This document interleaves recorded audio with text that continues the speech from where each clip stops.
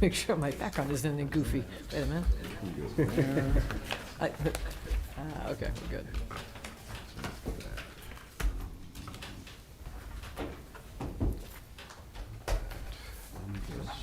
You ready to go? I am good. I'm ready when you're ready. Thank you. Yep, all set. I am.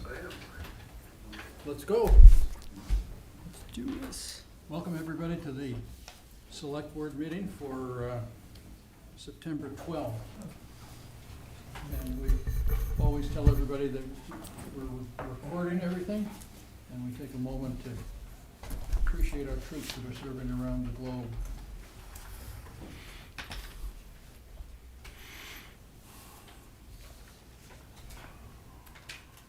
Thank you. This evening, we also want to recognize Margaret Warren, who was a long-term employee of the town here at the townhouse. She worked for the building department for over 25 years, and she passed away just recently at age 88, and she was basically working up until very recently, and she will be greatly missed here at the townhouse. So, why don't we have a moment of silence for Margaret Warren for appreciation.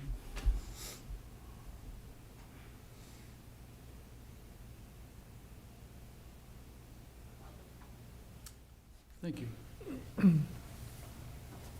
It is amazing how so many of the employees are so long-term for the town. It's really nice.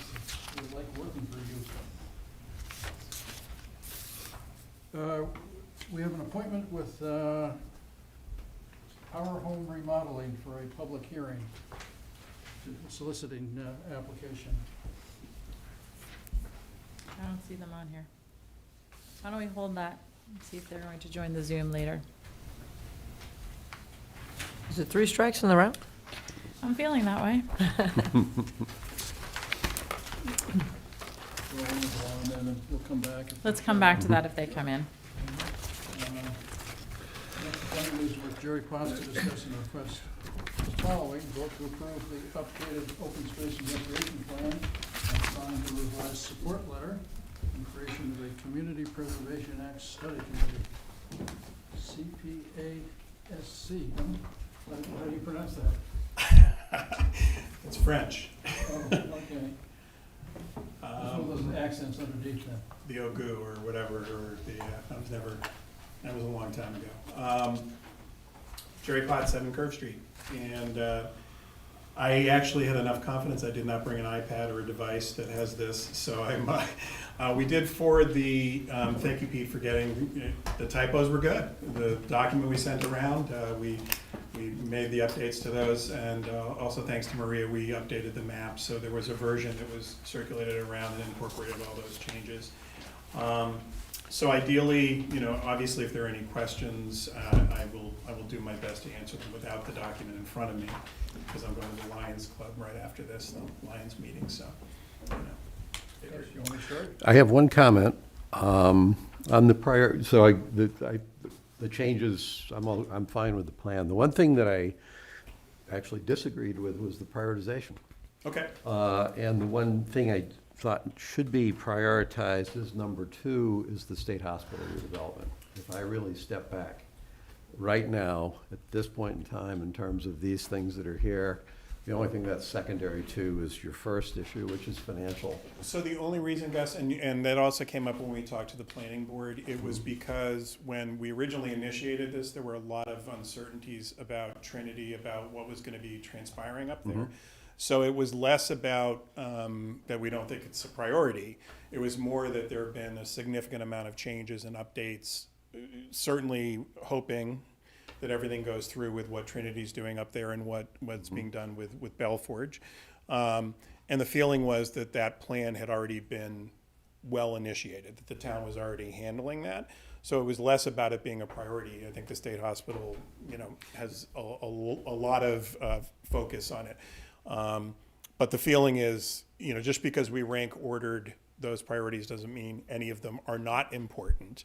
And in the case of the state hospital, the big feeling was that with Trinity and with Belforge doing what they're doing up there, that we're executing on basically what the original state hospital master plan was initiating. So so I'm still gonna push back Okay, on you that, can. and I understand that point. However, we don't have this thing brought home yet, and if anything breaks down, that piece of property is still, I think, the highest priority we have. So we know there's a couple of flies in the ointment around the gun range and things like that. But beyond that, even if Trinity's project at the State Hospital campus takes place, there are issues around the maintenance and the use of that property, to include the property south of Hospital Road, to include the open spaces, the issues that we have even with the state property. Not that we control the state property, but basically, that's not in a vacuum. With this whole thing kind of connects. And for me, when I looked at it, I said, actually, if I look at what our priorities are right now, that is second only to the financial thing that you put as the top priority for So- around what that means for this town. So the good news, this was also from the planning board, they wanted to make sure that that was a priority. Our committee doesn't have an issue with moving it, and I don't think any other committee, I don't think Park and Rec is gonna say no, right? I don't think Concom will say no. So, part of the reason we put it in front of people was to sort of do a gut check. I'm more than happy to go back and have that modified, and if you're comfortable, assuming we will do that, and if we can get a vote on it, I can assure you that we can make that change with that. So first off, you've heard one voice on this, I would But I also defer, heard from planning board okay. as well, Yeah. and they were okay with it because all that action was happening, but I don't think they were as aware of possible risks that might fall through on it. And I don't think anyone in town would disagree. Our committee certainly didn't disagree that that was an important factor. Just we thought it was There's a method to my madness here. Sure. This is the plan that the state seems to want to, comment in detail on what we need to have in here or not. I would like to see that property be front and center, because some parts of this, we need the state support. They need to understand this plan. This thing is a top priority at so many levels, for so many reasons, to include state-focused goals and objectives. The more we do to basically increase that leverage, I think the better off we're gonna be in another 5 years. I think those are, I think, I totally respect that. Okay. But that was my only, It's a good one. yep. It's a good one. Anything else, Gus? That's it. Eileen? No, I'm good. I've read through the comments. I see where you guys are going. I do agree with what you just said about the state hospital, which is our concern until we know everything's buttoned up. Yep. I'm fine with it the way it is. I don't feel that I need to impose my prioritization on whatever you guys do, so I'm happy with whatever you guys come up with, so. Okay. So I can bring it back, our committee, again, didn't have any concern, like, we did our best guess of trying to prioritize it based on all of these. Because, and I don't think Park and Rec would change, we can go back and confirm that. And the planning board did mention that they, that was actually their only concern. So I'm comfortable going back to the committee. I can also see what you're saying as far as making sure the state understands how important it is and not sort of bearing it down below. So I'm more than comfortable to make a recommendation back to our committee. I don't think it requires a revoting, by any of the other committees. I think we can, note it. I actually feel more comfortable based on what you said, some perspectives I wasn't aware of, discussions that were going on that are a little more tenuous. So for all the work we put into it, I would agree. Okay, do we have a motion then? Right. Motion to approve the updated open space and recreation plan and sign the revised support letter? Second.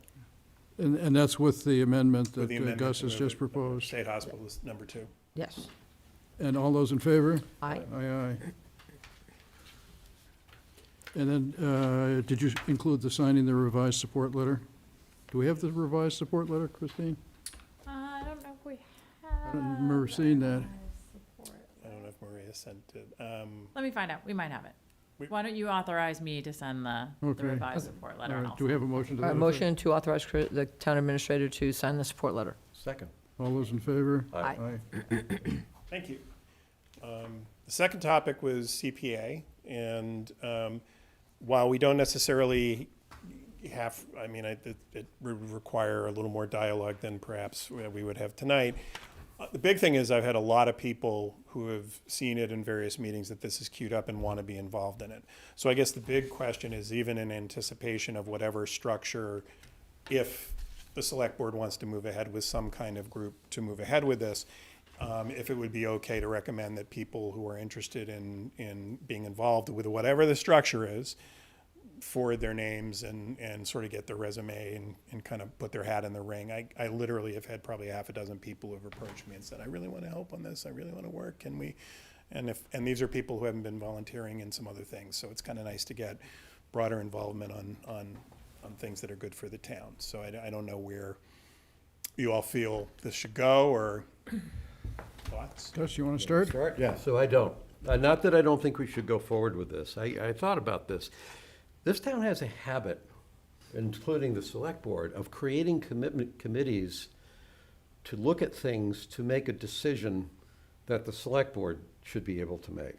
Okay. Now, so the background here, unlike a few years ago, I am not campaigning to argue against the CPA. Yep. I've already basically said, I've now looked at the CPA and I've talked to the folks in the group that was representing the CPA, and I'm now convinced that we absolutely should be looking at this and seriously considering it.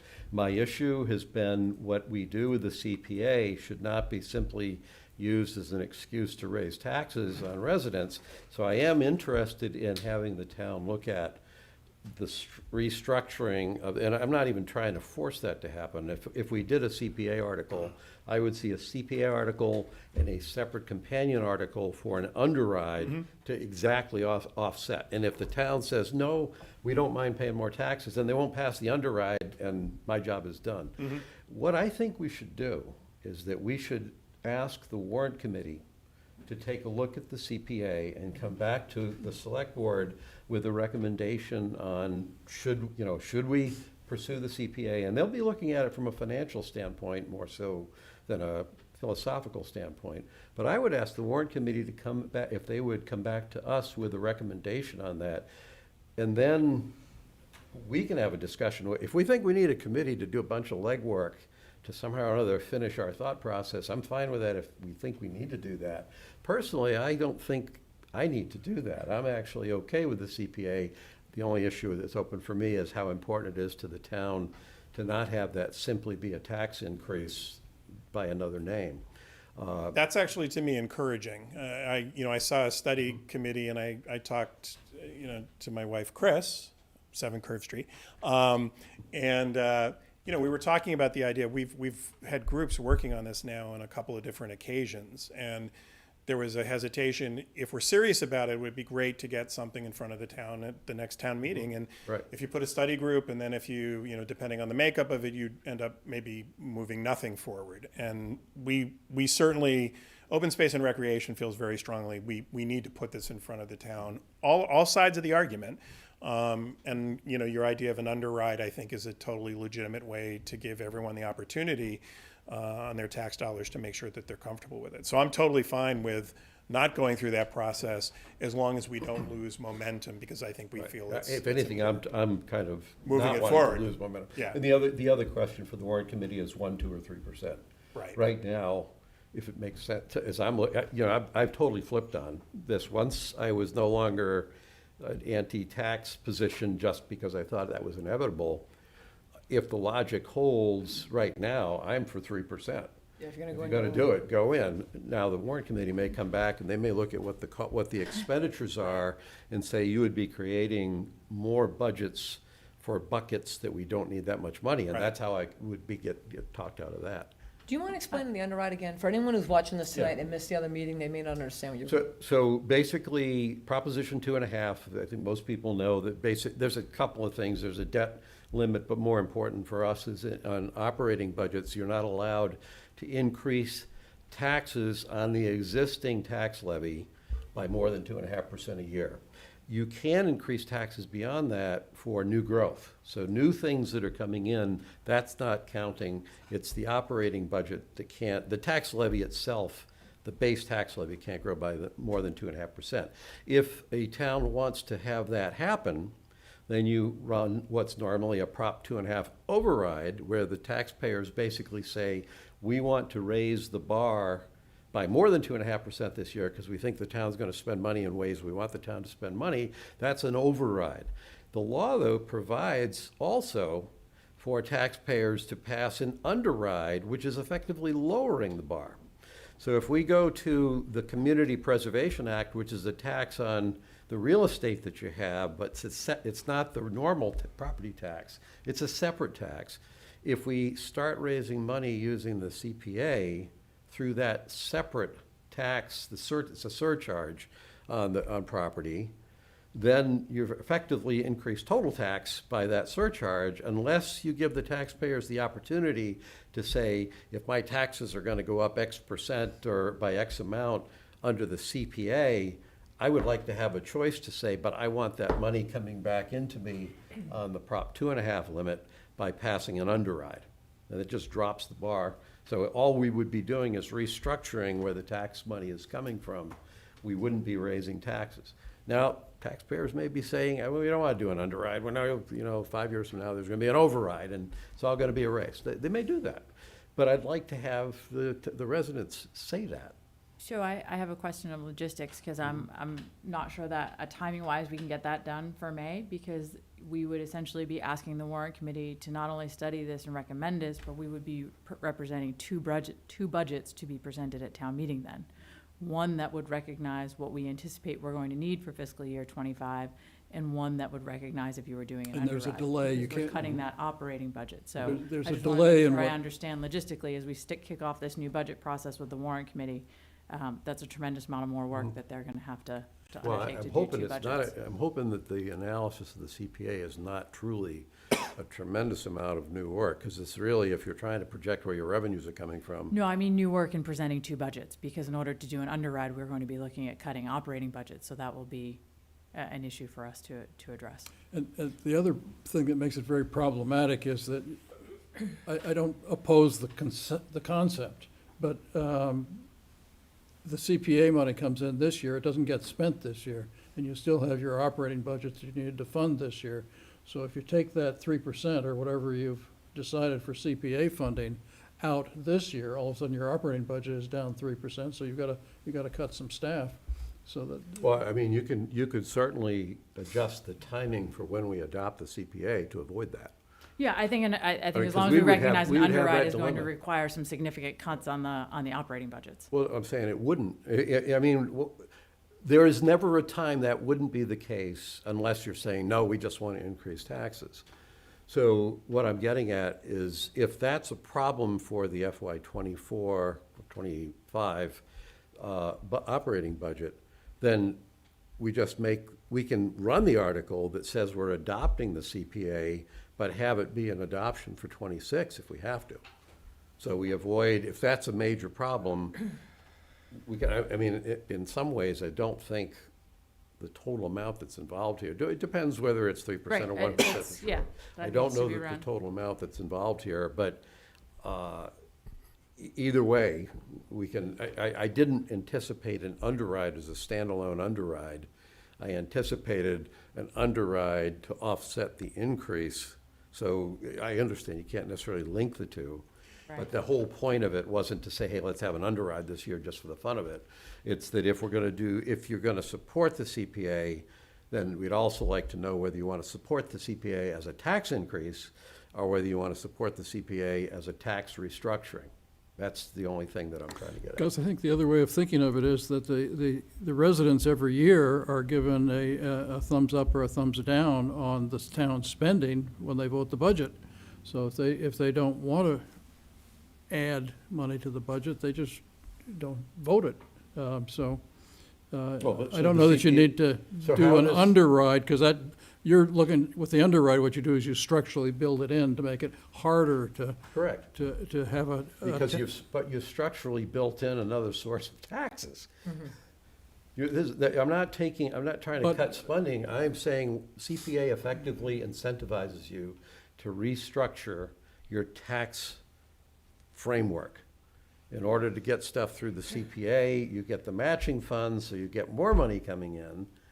But, so it's not that I'm not making an argument to cut our budgets. I'm making an argument that we should present it as just a pure restructuring of the taxes, unless taxpayers say, no, on top of that, we want to pay more taxes. I'm saying I think you got a better chance of getting people to support the CPA if it's shown up as a revenue neutral adoption with the kicker that we now start to get matching funds. So my thinking on the CPA has always been that I saw it as a way of saving taxes for the town because of the state matching monies. And I wouldn't think about adopting the CPA unless I was convinced that we are going to spend monies into each of the three buckets that we have to spend Correct. at least Correct. 10%. But you are increasing taxes, though. You can't cover it as, you're increasing taxes. So what you just said, if somebody didn't really understand what you just said, they'd be like, oh, we're getting more money, but it's not costing us any. But it is gonna cost the It taxpayers. absolutely is costing you, but if you look at it in the long run over a 10-year span or something, because of the state monies coming in, are we gonna spend money in each of those three buckets in the next 10 years? We have in the past, so it's likely that we will in the future. And the only difference will be that some of the spending will be state monies that has come in through the match. And so, for me, it makes sense to do it because I analyze it that way, and on the long run, which is I think what you want to do as a town, So it's the- gonna save you money because of the state matching money. So the only issue I have with your approach to analysis, for those who are old enough to remember Popeye, the cartoon, is wimpy. I'll gladly pay you Tuesday for a hamburger today. So what you're saying is, 10 years from now, whatever your taxes are, they're going to be lower than what they were if you hadn't passed the CPA this year. And I find that that's never the case, that when you have savings that come in, people quite sincerely find other good reasons to use that money that's coming in. So yes, that's why I'm going, if taxpayers say they don't care, then that's fine. If they say they do care, I wouldn't want them to make the decision that says, therefore, I'm against the CPA because all this is a tax increase. I'm trying to give people the option that says you can be for the CPA without committing to an above Prop 2.5 tax increase by creating this new source, because you can offset it. You know what would be helpful, Jerry, just for those that are not as familiar with the CPA, is I know when it originally started, you got 100% match, and now the state has continued to whittle that down. Or now it's down to what, Starting 30? to kick more money in again. Yeah, so it was totally legitimate 3 years ago. They went down, it was like an 18% versus it used to be like 35%. And they're back to funding at the 35% level. They have put money back into it to make it worthwhile. Because one of the legitimate arguments was we get in late, we put money in, and then we're getting a lower reimbursement. That isn't the case. The state has been serious about trying to, put money back into this. The pool of money is created through a surcharge at the Registry of Deeds that we all pay in Medfield. We're paying into it because when we record a deed or a mortgage at the registry, we're paying into the CPA fund that the state uses. But that amount, given the number of towns that are in the CPA now, whereas when it started, there were so few towns that everybody got 100%. Now there are so many towns in that the percentage has gone down, and the legislature has taken to putting money in, allocating budget money to it every year to bring it up, as Jerry is saying, so that it's more equitable. Clearly they want to incent us to adopt the CPA, so they have to have the match at some reasonable level to give us an incentive to do it, so. The one thing that was clear in the survey, we need to do a re-education about, this. And I don't think that requires a committee. There are people, Yes, do it, yeah. who are more than willing to, come out. And there are lots of good examples from towns that are using it actively to do, really, really great projects that the town needs and wants. So, so I think, the next step, regardless, is I know there's a group of people that want to be available to try to answer questions and work with the warrant committee. And, there are obviously smart people in the warrant committee who can do that on their own. But there's certainly people who are passionate about it, who have studied this for a long period of time and want to help. And they can do that just as we all do as citizens. Right, and for what it's worth too, I'm not against the committee just against committees. I'm standing there saying, I don't think this is a decision that requires a public committee to inform us. Yeah. I actually think we're prepared to do that. Once we've made that decision, Then if there are people, I would be open to entertaining a committee that's an education committee. If we knew we were doing what we're doing, and there's a committee that's of people who have an interest in this that said, we'd like to serve on the committee that's gonna help promote this thing that the town has decided it's worth putting an article so we can educate people, that's a different committee. And then I'd be all, if people want to step forward either as private citizens or if they wanted us to consider forming a committee to do that, I didn't mean to rule that kind of a thing. So that's likely to be the same people, so why don't we just consider appointing a committee that's gonna look at it and make a recommendation we to us don't- and. No, because we don't want to appoint a Think committee. for us, Pete. Pardon?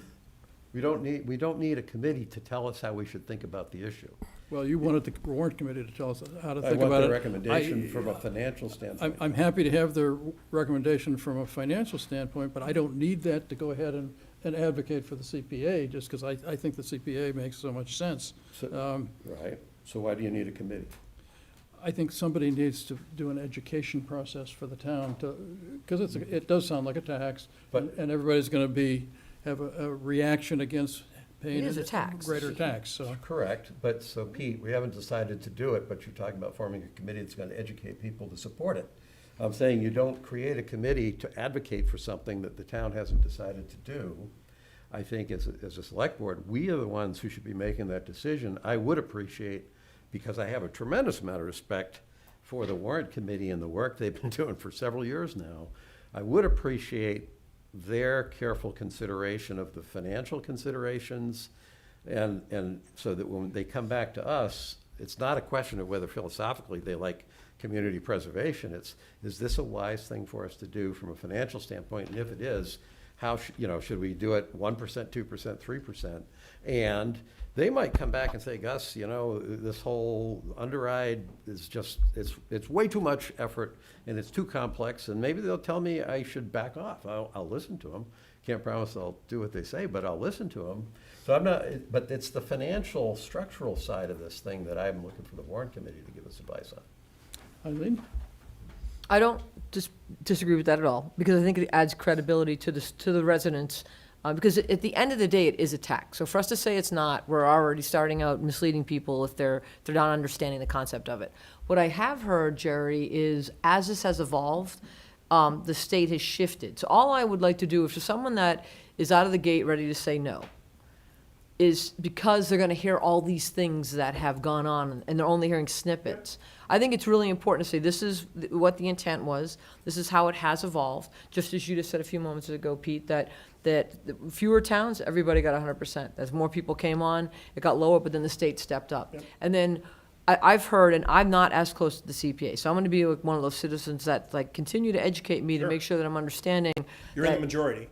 Right? And, Vast and- majority. And because when I hear, it's kind of funny, we were talking about this at the Affordable Housing Trust meeting the other night, and and Mike was like, a tax is a tax is a tax. You can't spin it any other way. And so if it is what it is, let's just call it what it is. But I think what you just said a few moments ago, Pete, where if we know that there are these projections of what we're gonna spend money on, and it's gonna cost us X, and if we put in a certain amount, and then the state reimburses us some, yes, in theory, we are saving the town some money. So instead of paying 100% for something, we're getting a certain percentage back from the state because we choose to, do whatever the various buckets you Our can do, dollars right? go much further Yep. on money we would have already spent. There is in the open space and recreation plan, and again, we renumbered it and I don't remember, there's an example on the CPA, and it's a legitimate example of sort of what the impact would be at each of the levels. It's a surcharge, there's an exemption, it's not a straight, 3% isn't 3% offset on your taxes because it's not on the same base. So, but I think what's encouraging, I would rather have the select board and the warrant committee move ahead on what they're doing. And I know that there are citizens who want to take, and hold informational sessions. And, Absolutely. I'm a believer, I don't know if you know this, that even just citizens can, voice their opinions on things and try to educate. So I'm more than happy, in fact, somewhat unencumbered by being able to just get facts, hold some sessions, and educate people openly on all sides of it. Because I firmly believe in every large decision this town makes, the more information we have on both sides of it, the better the decision we have. And the more transparency on laying out all the facts on all sides of it. I think it's a compelling argument, you know, but that's because I've been close to it. But every single person who has the opportunity to vote should have the opinion, you know, should have as much information to be educated. I will say, you know, even Mike, who I respect a ton and agree with him on 85% of things, he was in a similar state, you know, where Gus was a couple of years ago, and it has changed dramatically. And even he said at that meeting, you know, I haven't tracked it as closely, so some of what he was saying was from a couple of years ago. Doesn't mean it's not a surcharge, doesn't mean more money, but, you know, I think we're owed for something that is this important, because it is the number one priority on the open space and recreation, and we say that's the most, you know, in every plan we have, the elements that are part of that are baked into the townwide master plan, to the select board goals, to, you know, each of the committees in town have a piece of that. So I personally think it's great, but I also think we're, you know, I think we can do a lot to try to get education as soon as possible, even if we're not a committee. That's fine. Look at Bill. Bill's not he's a committee of his own, and we learn every time he opens his mouth, so. No, I'm good. I support not having to do a committee.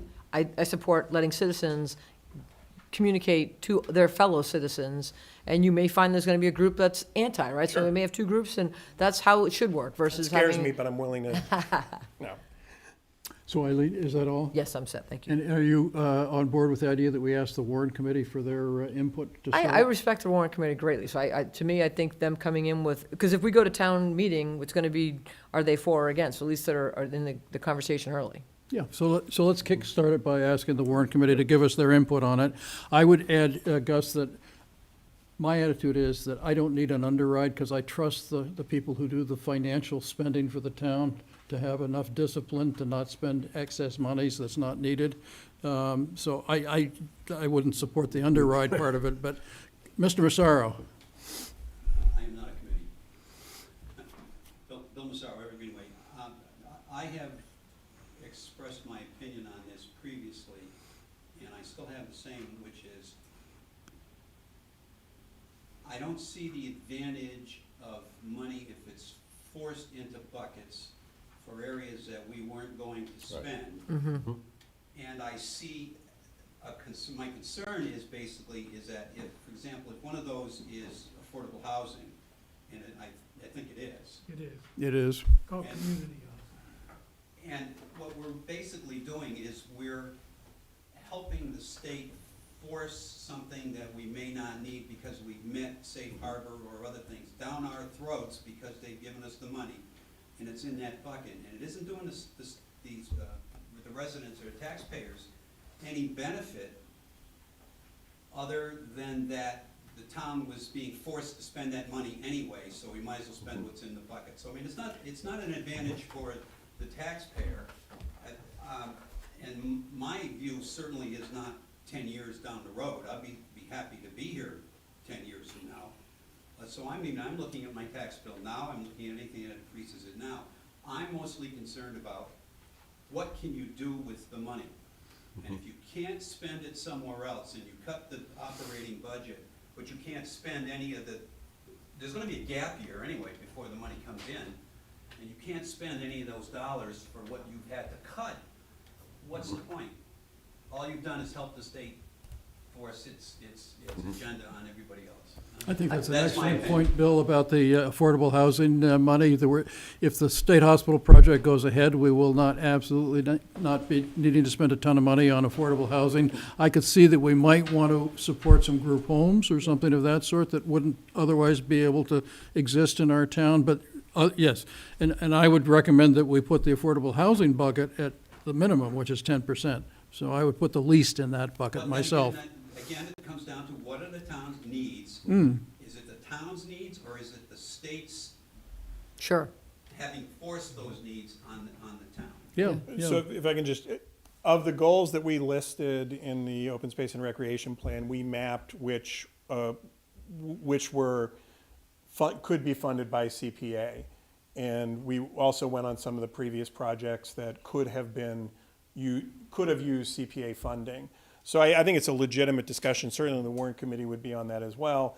At least if we project out what the future looks like, we have some very That's large the- projects that, that's the warrant committee should be looking at what are our needs, for example, at MBTA communities, I mean, presumably if that's get forced down your throat, you're going to need whatever kinds of funding you can find wherever you can find it. Right. So, but again, the warrant committee should be looking at those future requirements. Bill? I'm not sure that the MBTA's Act zoning is gonna force us to spend a lot of money. It forces us to zone for multifamily, but I don't know that we're gonna spend a lot of Where are money. those kids gonna go? Where are the kids in the multifamilies gonna go? They're gonna go. Oh, into you're the gonna, school. all right, so you're looking out for the schools, all right, So well, just maybe. to- Yes, Mr. So just to clarify, Community Preservation Act focuses on, it's called community housing, but it's affordable housing. It's 80% of median income. You can actually go higher, but you don't get credit on your SHI, but it's that group that's falling through the cracks that needs money. So you can build housing for 120%. But the MBTA communities is, as indicated, it's multifamily. There's not an affordability component in it as far as the state's concerned. They've actually restricted what municipalities can do if they want to put one in on their own at 10%. So we all ran to one corner under 40B, and now the state's saying now run to the opposite Yep. corner. which is- And Lord knows what's 5 years down the road and 8 years down the road, right? So, yeah, As I that's, said, that's, that's- that's the it's idea. very Pavlovian. CPA, what's the problem? Spend it. So your comment, Mark, makes me realize that there's another bucket into which affordable housing, if we could do this with CPA money, I mean, we've already poured money into a project that was designed to create housing for seniors at a more affordable level in our town. I mean, that might be another area where we might want to create housing that is more affordable, and if that would fly under the CPA affordable housing bucket, might be another thing that we would want to be doing in the future. Yeah, I mean, the mechanism, at least in theory, is there.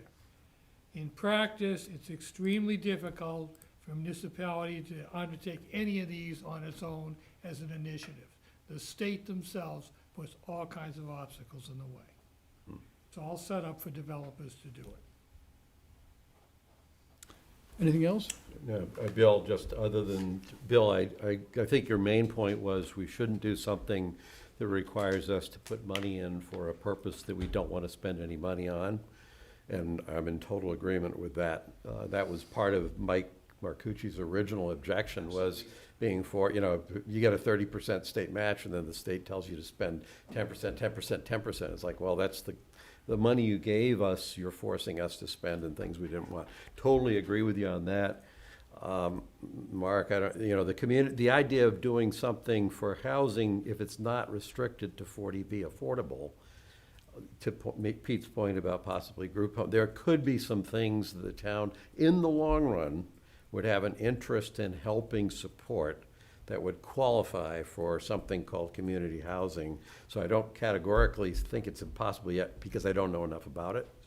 But your point about let's not go do something that's going to force us to put money into a bucket that we don't want to spend money out of, I totally agree. And I'm happy with the warrant committee looking at it. I mean, Jerry and I have talked about this a couple of times. I mean, it just, Yeah, I tell me personally, what the restrictions are, tell me what our needs are. Sure. Tell me what, that's all. yeah, I don't think anyone wants to put a large sum of money in a bucket that we're being forced to use. Right. There's, so if we can't piece together over the course of all these plans we put together between the townwide master plan, what we've done with the state hospital, the open space and recreation, and put a roadmap of the kind of expenses that we have coming into the future, and say, okay, of this, how much can be covered and what are the percentages? That to me, if we can't make an argument that we need it to pay for those things, I think what we did with the open space and recreation said there's a whole lot of aspirational stuff here that has no funding. And we've talked about, all kinds of different things in that plan.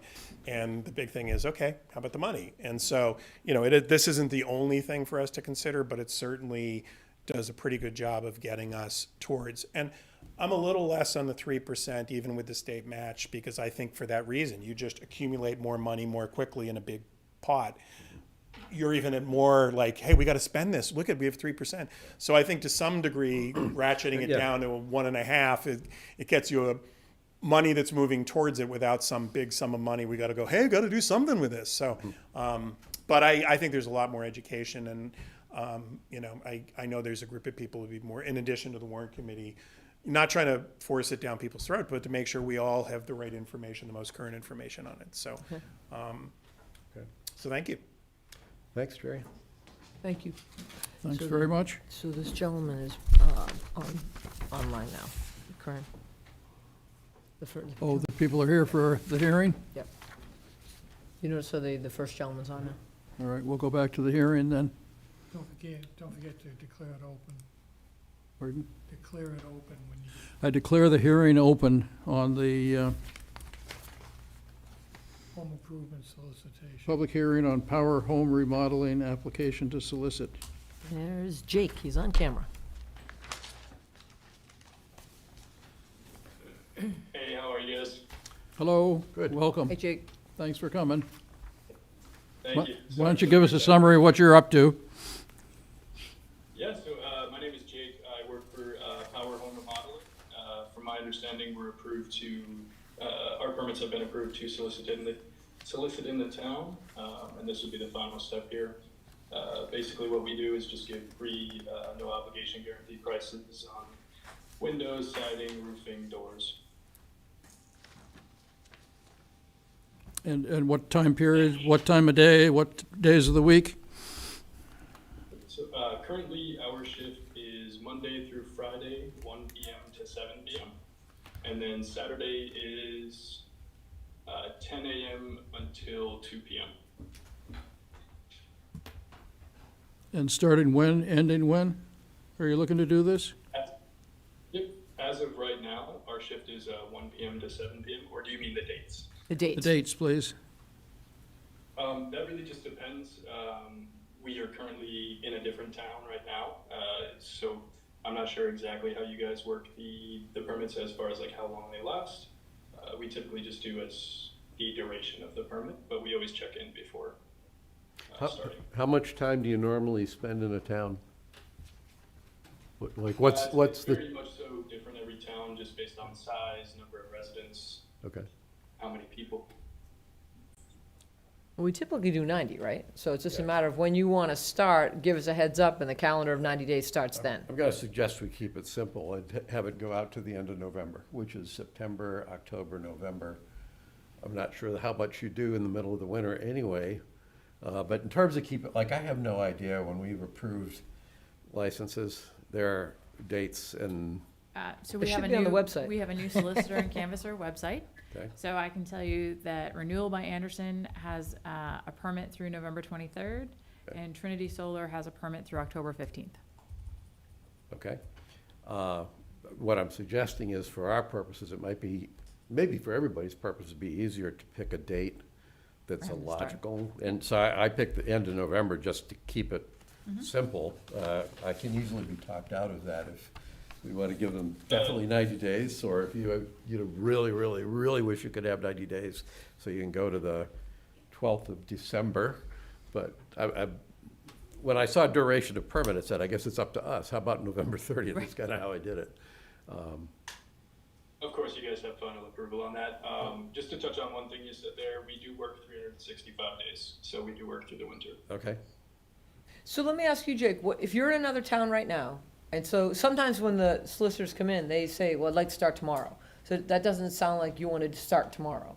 So what I don't want to do is put dates on here that there are wastes that you're never actually going to be in here selling, so shorten your window of opportunity already. Mhm. So if it's October 1st and you think you're going to be done with the town you're in, if it's October 15th, And quite honestly, we just actually started in the town today. We're in Mansfield right now. The way we do it is we usually we'll apply for 5 to 6 at a time. That way we're covered for the entire quarter, which is nearing an end. So in all honesty, it's totally up to you guys as far as, that's why we put duration of the permit. Whatever you guys will allow us, I mean, that's what we'll have to live with. if it's third October quarter, 1st is the October end of the year. 1st, yeah, Yeah, perfect. October 1st, the end of the year. Q4 is all yours. That's okay with me. That work? Didn't hear ya. October 1st to December 31st, Q4. before. Yeah, that should be fine. Let me just check something, I apologize. And the only thing I'm gonna say is that we just got an email from a resident that I'd like to say this to you, and I'm assuming that you are representing the other two gentlemen that are not on the call right now? As in, I believe it is Kyle Renault. Yes. Mitchell Whittingham and Shelton Bequette. There's only three of you, not We four only of you? have three. Only three. No Sheldon. No I Sheldon. apologize, yeah, Shelton is not. My Okay. apologies. I just can't stress enough that if you approach a Medfield resident's door and it has a sign that says no solicitors, please, I can't stress enough, just turn around and walk away. There is no, well, unfortunately, some of the solicitors think they have the ability to continue to pitch. And if we get too much feedback from residents that, like you guys like yourself, are not respecting that, then it makes it harder for us to want to approve these. So I'd rather continue to move forward with approving them and knowing that you guys will respect.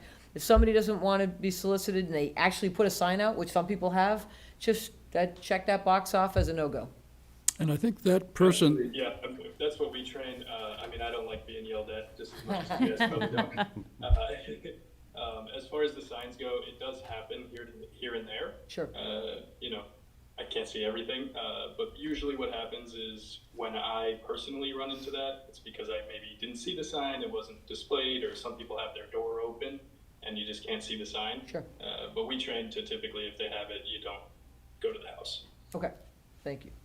and Chris, the complaint came out about an outfit that wasn't one of the ones that you just read either. Correct. It's somebody who does not even have a license to be soliciting right now. Yeah, all right. Yeah, and that's why I love that we have it on the website, because I know there's another gentleman around town who's come to my house twice, and I'm like, dude, I hate to break the bad news to you, but I'm a selectman, and I know that you're not approved because I have all the list, and I'm like, please just go and file the paperwork, and he still hasn't, and I see him around town, and I'm like, dude, you can't be doing this. So, Yeah, so we're a very large company. We like to do it the right way. Thank you. Jake, just remember to check in with the police department every day before you go out so they know what area of the town you're going to be in. So the only thing that I was wondering about is after dark. I mean, once the time change comes, 7 o'clock's gonna be pretty dark. Is it possible to stop at when darkness comes? So some towns do make it a requirement to stop once the sun goes down.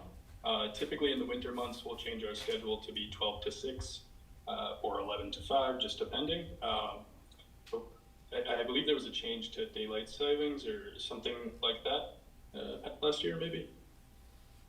It's gonna Could be wrong. change. I mean, that makes sense, because some people might be a little leery to open the door Right. when it's darker, and if you want to be able to close the deal, you want it to be a more pleasant experience than somebody opening the door on the defensive, so. So most of the time, Jake, that we're permitting here is after the time change. So is it all right if we make it 10 to 5 then?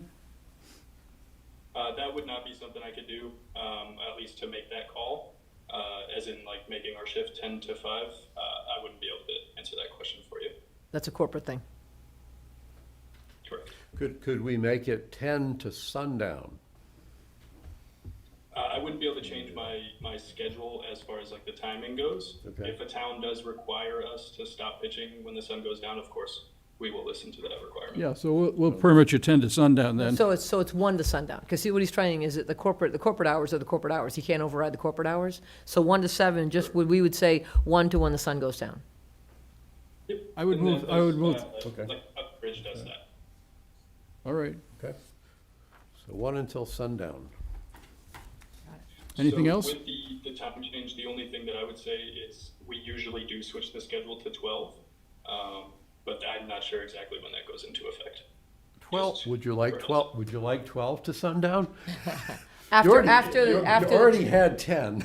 So you Well, tell us. So legally with this company, what I can hear him saying is if it's after the official change of the clocks, they can honor it, but he can't do it to his team and just make up hours.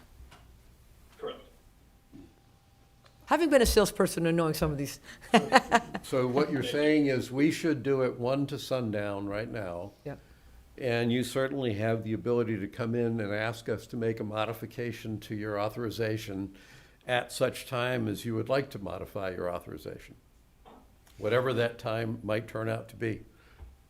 That okay? Why don't we just make it 10 to sunset and then, Well, because because you can't, you legally can't do that. His corporation's not letting him have those hours.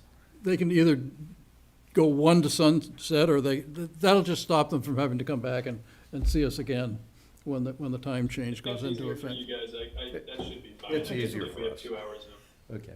where we're not actually working there, I don't think it'll cause any issues. All right, are we all set? Anybody else have any questions? We'll leave it to you to stay out of trouble with your company, and we'll try to leave you alone if you stay within the limits that we've specified here. How's that? Best case scenario, we don't speak again, right? Unless he knocks on your door. Not for 90 days. Do we close the hearing before we vote? Yes. Anybody else have any issues about the hearing before we close it? Anybody at home? All right, I declare the hearing closed then, and entertain a motion, please. All right, motion to approve the application from Power Home Remodeling for Jacob Cram, Kyle Renault, and Mitchell Whittingham for the following hours, Monday through Friday, 1 to sundown, upon the clock changes, 12 to sundown, and Saturdays, 10 to 2. And this will start October 1st and run through the end of the year. Second. All those in favor? Aye. Aye, aye. All right, Right. you are good to go. Thanks for Thank you very much. coming. You guys have a great Take care, Jake. Thanks, Jake. Okay, our next item on our agenda is discussion items, potential votes, town administrator performance evaluation update, and discussion of town administrator goals for FY '24. So I can start. I sent you all an email with the updated template, but if you didn't see it and you want it, I have hard copies. If I already filled mine out. you already filled yours out. I don't know if you've seen it yet. I did. Okay. I thought that was a very slick spreadsheet. Nice going. Yeah, it was a little, your goals were a little less convoluted this year, so I didn't have to do three levels of calculations on the spreadsheet, which made it easier. It made it so much easier. I want to propose something here, which last year, because of what we had and because we didn't want all of our individual evaluations to be part of the public record. We went through the lawyers to compile this. If you look at this sheet now, it's so simple. I'm going to suggest that we not go through anybody compiling anything, that we allow, I shouldn't quite say that. I'm going to propose that we each individually score this thing and provide it to one of us. Now, Pete, you're the chair, so I would start by saying you would be the first one to be able to take a look at all 3 inputs, summarize all 3 inputs, and provide Christine with the feedback on her goal achievement and because the only thing we're figuring out is what part of her bonus should she get. And Christine, last year you did a self-evaluation. I know personally, I Yes. appreciate that. Do that as well. But I'm saying, so who cares if those 4 sheets are all part of the public record? It's not. I said it last year and I said it this year. I'm fine with I've come my around, yeah. evaluation being done in public. It's your evaluation of your goal achievement for Correct. purposes of awarding a bonus. This is not any in-depth discussion each one of us might choose to have with you around your overall performance. So And I that's- would appreciate everybody coming in and having a sit down with me to have that discussion. Right. So that's actually the more important part of feedback. That's not even in this. This is only talking about the bonus distribution here. So I'm going to suggest we do that. We don't worry about compiling. We just allow our 3 score sheets to be part of the public record. Okay, That works. I'm fine with that. I'm fine with that too then, okay. And if you haven't, you did see this. You did. You Yes. did. Okay, so everybody's got it. So All what I right. propose as far as that piece goes, it sounds like you've already got it done, Eileen. But if everybody's good with that, I would say we would have that done by our next meeting, because it probably. we'd So done have by it to tomorrow. Pete by the next meeting. Yeah, Okay. certainly, yeah. Okay. And then, All right. Pete, if you can summarize, I don't think we're gonna be so radically off that it's even gonna be a hard thing to do. It should be pretty simple. Yeah. All right, Does that work? agreed. Okay. So I will suggest we do that. I would point out that Christine has provided, you might do your own score sheet, to see how you score it, but she did provide statuses on the Yes. FY '23 goals, so we have her verbal inputs. And then the only other thing I think we have to talk about is the FY '20, this current year's goals. And then I think we're good to go. So, So for '24, and I know the last meeting, we had talked about some form of a checklist for contracts to make sure before we're signing warrants, just to have, and then you had said that you kind of do that already. And I'm not saying everyone, but if there's certain ones, we realize that there are deliverables, and as long as the deliverables are met, and whether it's stapled to it or something, so in a few years, somebody wants to look back at a 3-year contract, and somebody's not at this table, and they can say, yeah, this is what was going on. Peter, you following where I'm coming from? So you're wanting to add that checklist to the list of Well, we goals? talked about it last meeting, I just didn't see it added on the document for tonight's I meeting. think that's I a didn't, great I didn't idea. change anything because you had had a discussion, but you Okay, didn't, you okay, I didn't wasn't all sure, thanks. agree to That's a add great it on, idea. I so mean, I apologize. think we should have a checklist for people that come in and want to hold an event and are asking for authority from us to hold an event, whether it's at the gazebo or the state hospital, that we should have a checklist. I mean, you talk to the fire department, the police department, the board of health, or, So we have that, it's being run out of the police department. The chief's developed the checklist and she's Good. running it out of her department. good. Good. Already done. Goals Wait, let accomplished. me add that, hold on. we are almost a full quarter into the year, so. I've started working on these, just so you know.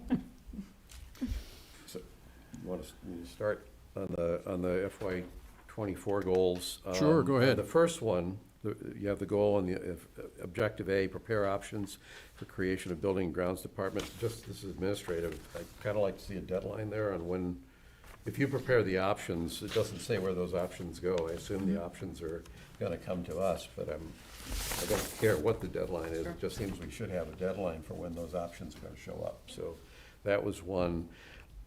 Under the second goal, item D, redesigning the budget process and timeline, I just had a question mark because I thought that's what we had just done, redesigning the budget process.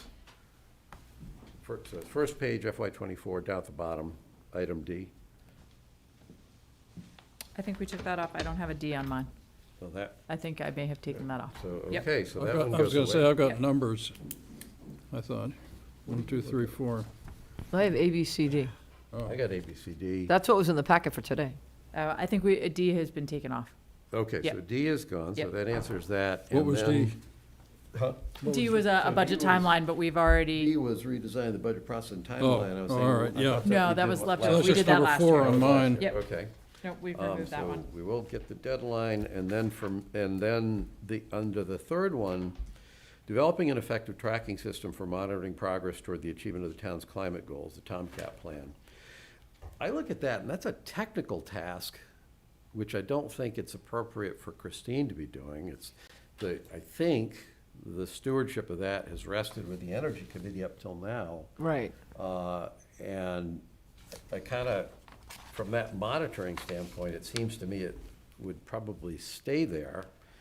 I would make the observation that I've made before, that TOMCAP isn't a plan. It's a sort of a philosophical, strategic framework, but there's no real actionable items in TOMCAP that you can monitor where we're at, but you can't say, and did we do the things that TOMCAP says to get us to where we want to go? And the answer is no, because there's nothing in there by way of specific work, specific schedules, and specific budgets to get there. So to me, this is strictly a monitoring issue around, well, how are we doing on where we sit on the net zero goals? And it was the Energy Committee that was doing the upfront assessment on that. I believe it was the Energy Committee. It wasn't, yeah, it was the Energy Committee that did that. I would tend to want to keep, I'm keeping it there because I think they're the ones that know how to do it. So let me throw something out based on a conversation I had with Penny, I want to say last week or the week before.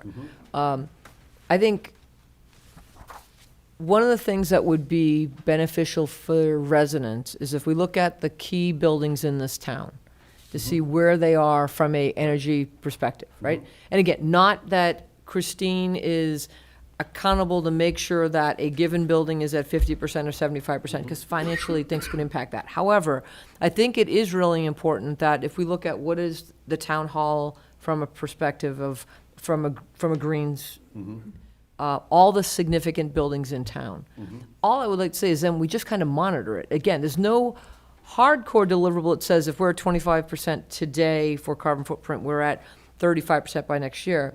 But that we are, as a senior leadership group, watching the buildings and trying to stay ahead or keep our eye on it, and not suddenly 5 years from now be like, ooh, like, So I agree with you there. My real issue is, and so who has the technical expertise to actually do that? I'm saying right now, I think that modeling is occurring inside the Energy Committee. I could see us saying, well, Christine, you got to make sure that that gets done for exactly what you're talking about, but then I think Christine needs the resource to be able to do that. I think we will eventually, in the foreseeable future, have that resource, but we don't have that resource right now. So the major issue is a reluctance to put a goal on her that I don't think she could actually do, that she doesn't necessarily currently have the resource to do. I don't have a problem if we had that sustainability resilience manager and say, listen, when you're here, here's what we want you to do, and now all of a sudden we take it out of the Energy Committee completely, and we have what I would presume would be a pretty impartial town staff member who could do it, then I'm good. I'm just a little reluctant to saddle you with a goal. Yeah, I don't know when the funding will be available for that. It could Right. come in tomorrow, it could come in Sure. Next May or June, so we won't know. could it be a little squishy to the extent that it's more like prepare, or just kind of start the foundation, and If you want to do that, I'm fine with it. It's just that then we have a squishy goal that'll be a. well, it's not so much squishy squishy. as at the end of the year, it's like, yep, we did evaluate the buildings, and we do realize that, if we had to pick a building, I'm going to make this up, that it's the highway department is the one that's furthest behind the 8 ball. Like, it's But I'm not sure that we're going to be able, that's what I'm saying. I don't know that we're going to be able to evaluate the buildings To like that detail. Okay. That's my concern. If we want it to be a squishy goal that says, what we really mean is when that sustainability resilience coordinator gets here or manager gets here, we really want to jump on this. I think there'd be a lot of value simply having this dashboard that says, okay, here's where we're at. Some of the early analysis that the Energy Committee did was interesting around here's what the carbon footprint is, here's where the graphs that show where the greatest carbon footprint is for the town. That was stuff I wouldn't have known. Right. So I thought that was good. My concerns are practical concerns, not Sure. concerns about not wanting to know the answer to the question. I'm Sure. delighted to get the answer to the question.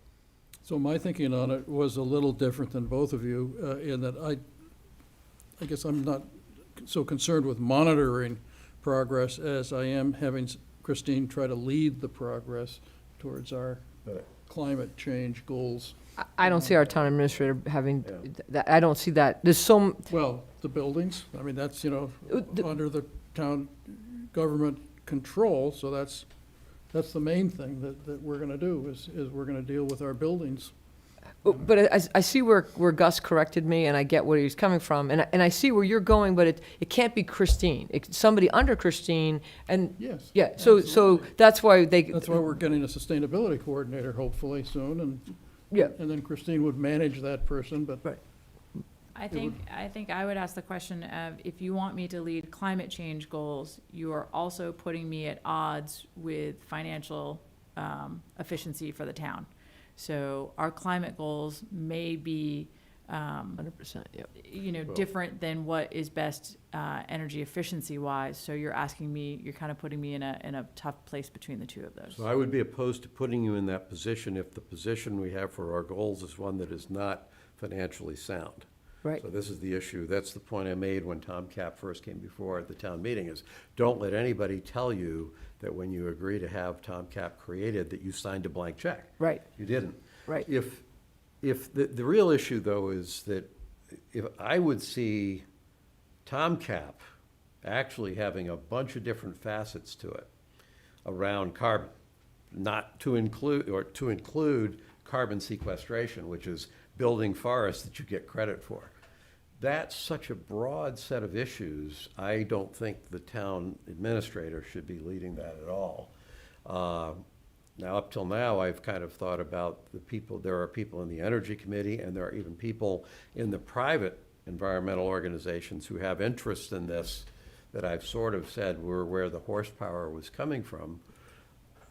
I would be willing to try to think that, to bring it all in as a town administrative staff position. But if we do that, I don't think it's TomCap that person has. We would have to go through a process that says, of all the stuff that TomCap might or should be looking at, we've just decided as a town, we just want to get our town building straight. And now we bring a person in and say, that's what we want you to work on, get the town building straight. All this broader stuff, we don't have anybody to tackle. And, we'll do the piece, we'll try to do, it's Pareto analysis. We're going to try to do the lowest hanging fruit, and the largest fruit is what we're going to focus on, and it comes out to be whatever it And the is. ones that we can control, I mean, we can't control what cars are being sold to Right. the populace in Medfield and are being purchased, but, we can control how the town buildings are being managed. Well, if we want to distill TomCap down to just the town building initiative, I'd like to think about it a little bit in terms of what that adjustment looks like. But suddenly, that's not TomCap anymore. That's just, it's sort of going back to where we were, where the Energy Committee originally was just trying to save energy for the town, find cost-effective ways to have the town become more environmentally responsible. If we want to do that, then I just have to adjust, because that's probably where my head used to be. And then I was trying to adjust for where it seemed like the Energy Committee wanted to take the full thing. But I would probably be able to get back to where I used to be with a limited amount of time. And as long as it's concise and concrete, then that's a different story. I mean, the town is who swapped out the Yeah, streetlights. well, and So I we guess get in my mind, it's more than just the town buildings. I mean, one of the things that bothers me is that the town recently permitted a development of 24 units, new units with gas in them, instead of asking or requiring, and the town had the ability to require it. They could have required heat pumps, because it was not a as-of-right development, so that, and that's why I've been suggesting to you guys that we should look at having a series of town protocols about what the town really would like to see in terms of buildings and policies in town. Yeah, but- This is the one that I circulated that the But the private residences, Metropolitan Area Planning Committee did for Everett and Malden and Right, it's the Medford, same- Melrose, Malden. The same and logic Medford. applies to houses that are being built that applies to cars. You can't control what private, No, you can't, a lot of times, but in that one instance, we could have. But And that I'm would have not been sure- 24 new units that could have been on heat pumps but you're instead of gas. you're asking that same developer to try to do something for 40B and to do low income, but you're asking them to put the most expensive things in. 'Cause- It's not, you're Well, absolutely if you were to go appliance for appliance, item for item, you are paying a premium right now. And I'm not knocking that, but you can't ask someone to do one thing and then say, by the way, we want you to put the best of the best in. I don't think that's correct. I mean, it's, what I understand from, that I heard at the last, well, it wasn't at a meeting, but that the actual passive house, which is the super insulated houses now, actually are coming in 3% under regular construction, so that, why wouldn't you want people to so do then the passive town house? doesn't need to require it, the economic argument's there, and the developers will want to do it. Right. But what if you have a developer that says, I'm not familiar with that, so I'm gonna put in gas? That's where you could affect around the margins, those types of things, not just, and so I'm just saying, not just town buildings. Yeah. I think the educating our residents is where I'm at right now.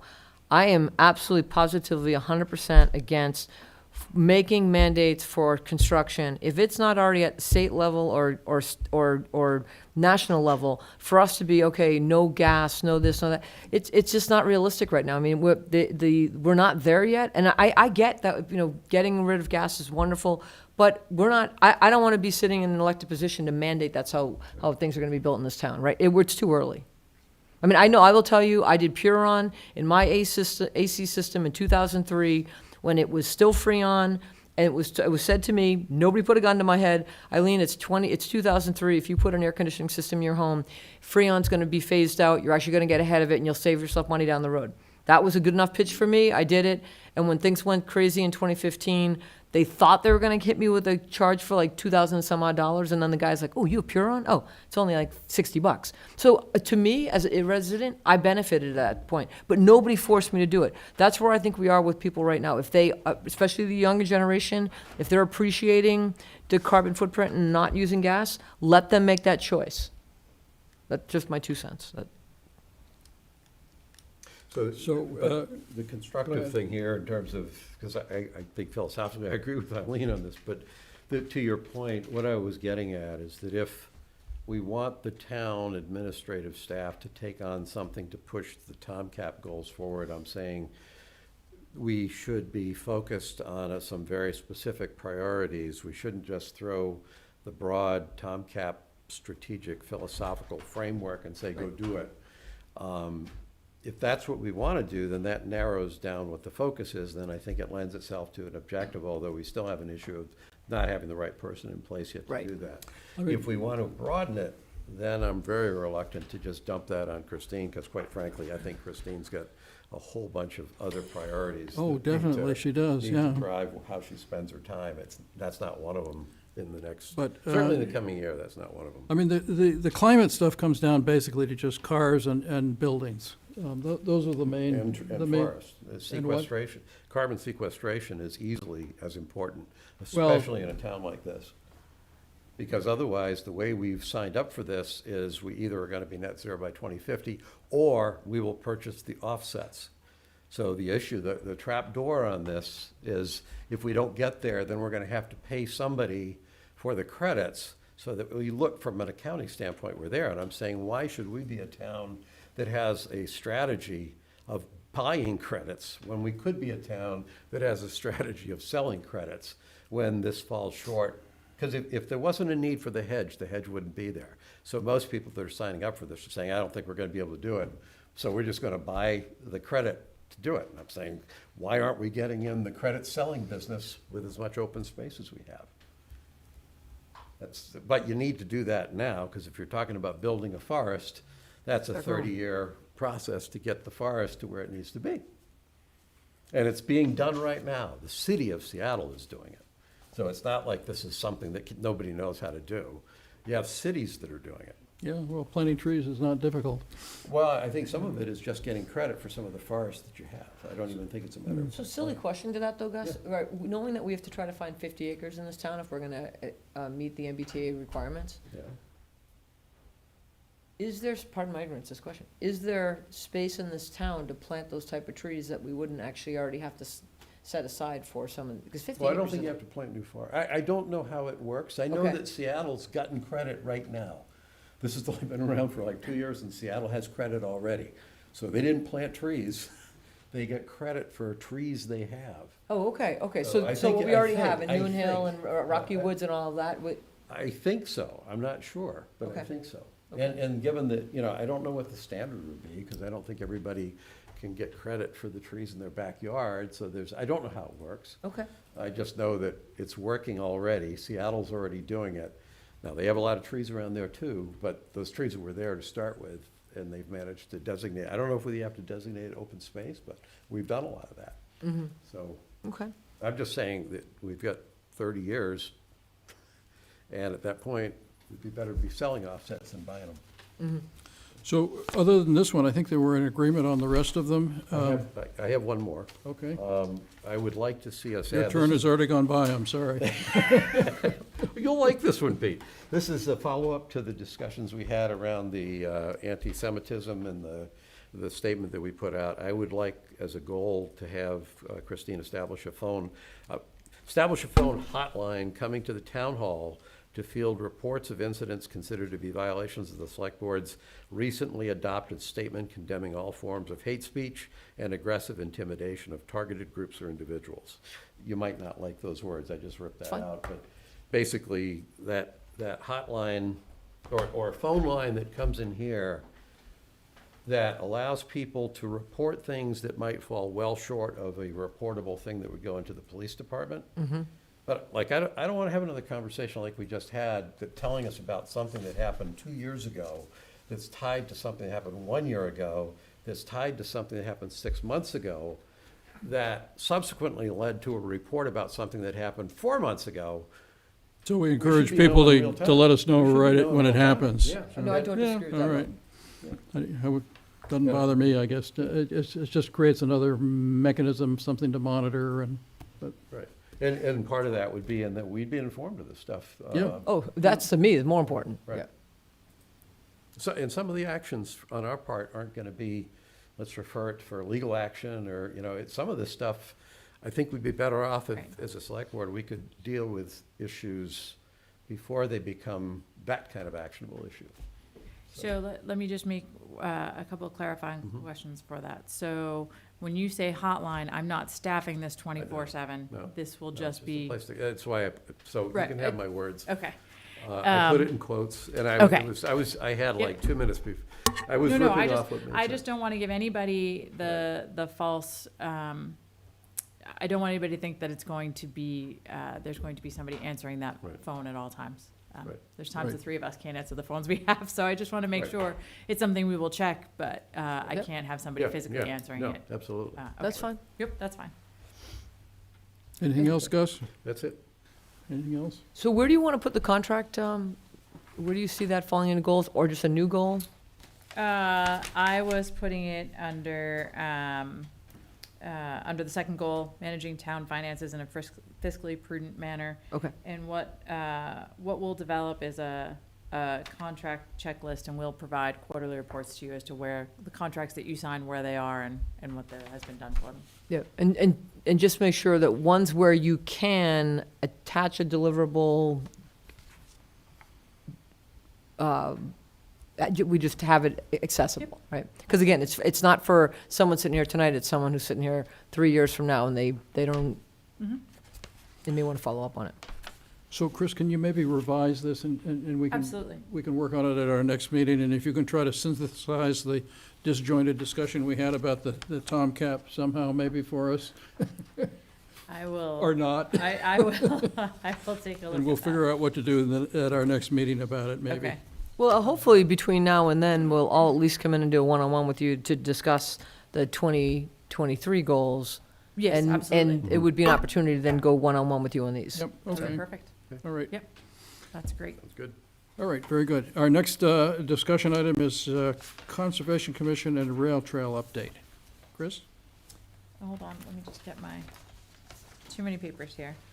I just wanted to let you know, there was a letter in your packet under informational. The Conservation Commission has requested that the select board or a designee attend the Concom meeting.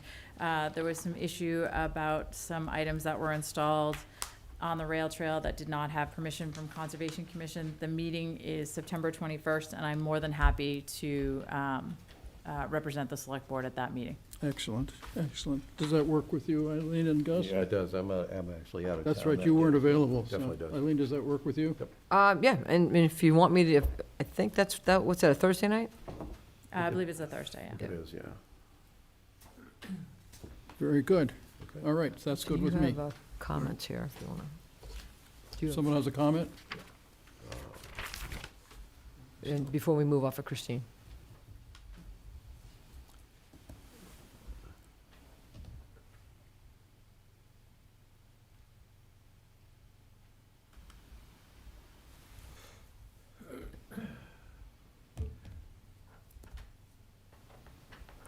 The second one.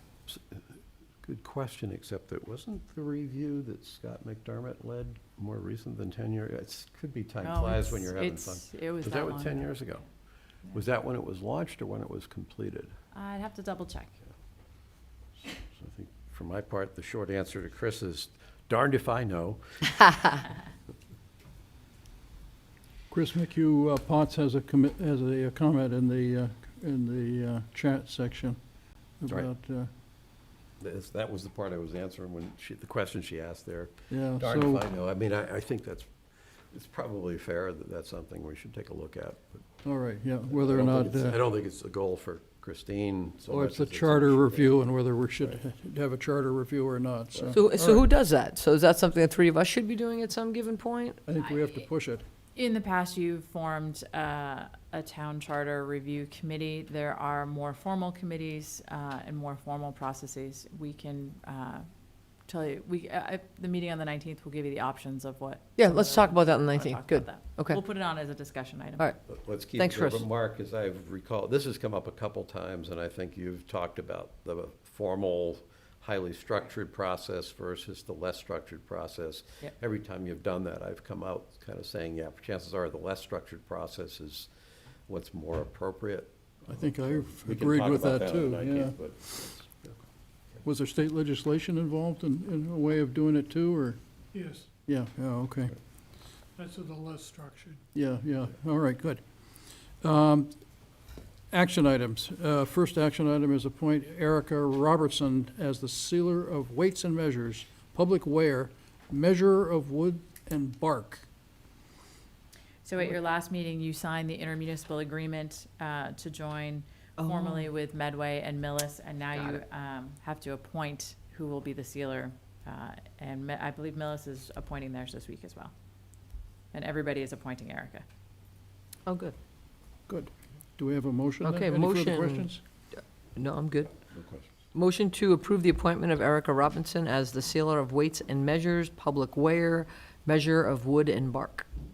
Love that last position. I just love that last position. All in favor? Aye. Aye. Yeah, you wonder how much wood and bark we measure every year, huh? A lot more when we start sequestering carbon.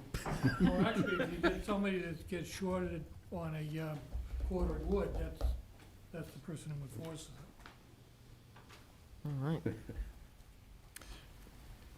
And the next time I order bark mulch, I'll have the weigher of, or measurer of We bark will mulch send come. Ms. Robertson out to your house to measure it. No, I don't want special treatment. I'll bring it to her.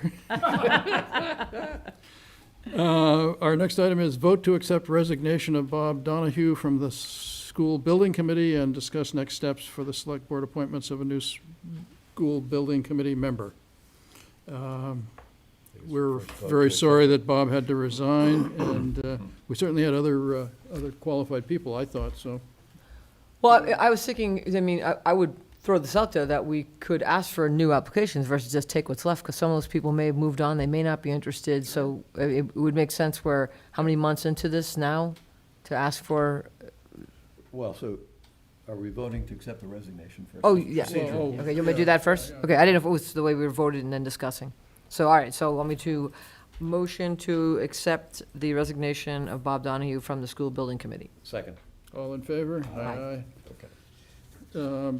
Then to what to do about it, my thought was sort of, I guess, midway between the two, which is, we did have some people who had expressed interest before. We probably should at least check back with them to see if they still have interest. But I would say, given how much time has gone by, it would also be appropriate to say, is there anybody else out there who has that Yeah, interest? it's almost a year, so that to me, so yeah. Yeah, Yep, you're right. all right. So we open it up, but also reach out, and then I think we did have some good people. So And I why don't think- can we establish a deadline of our next meeting, whenever that is? Next Tuesday.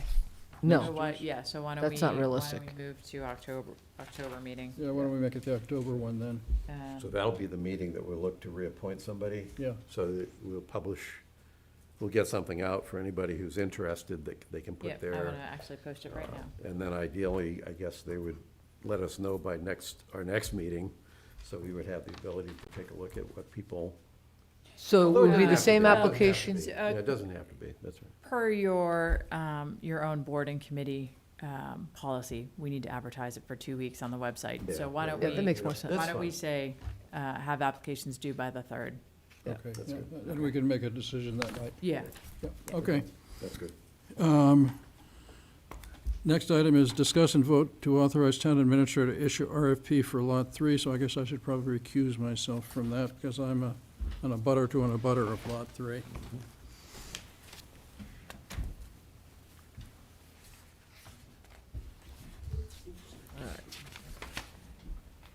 So in front of you tonight, there is a draft for discussion purposes regarding the long-term ground lease for Lot 3 on Ice House Road.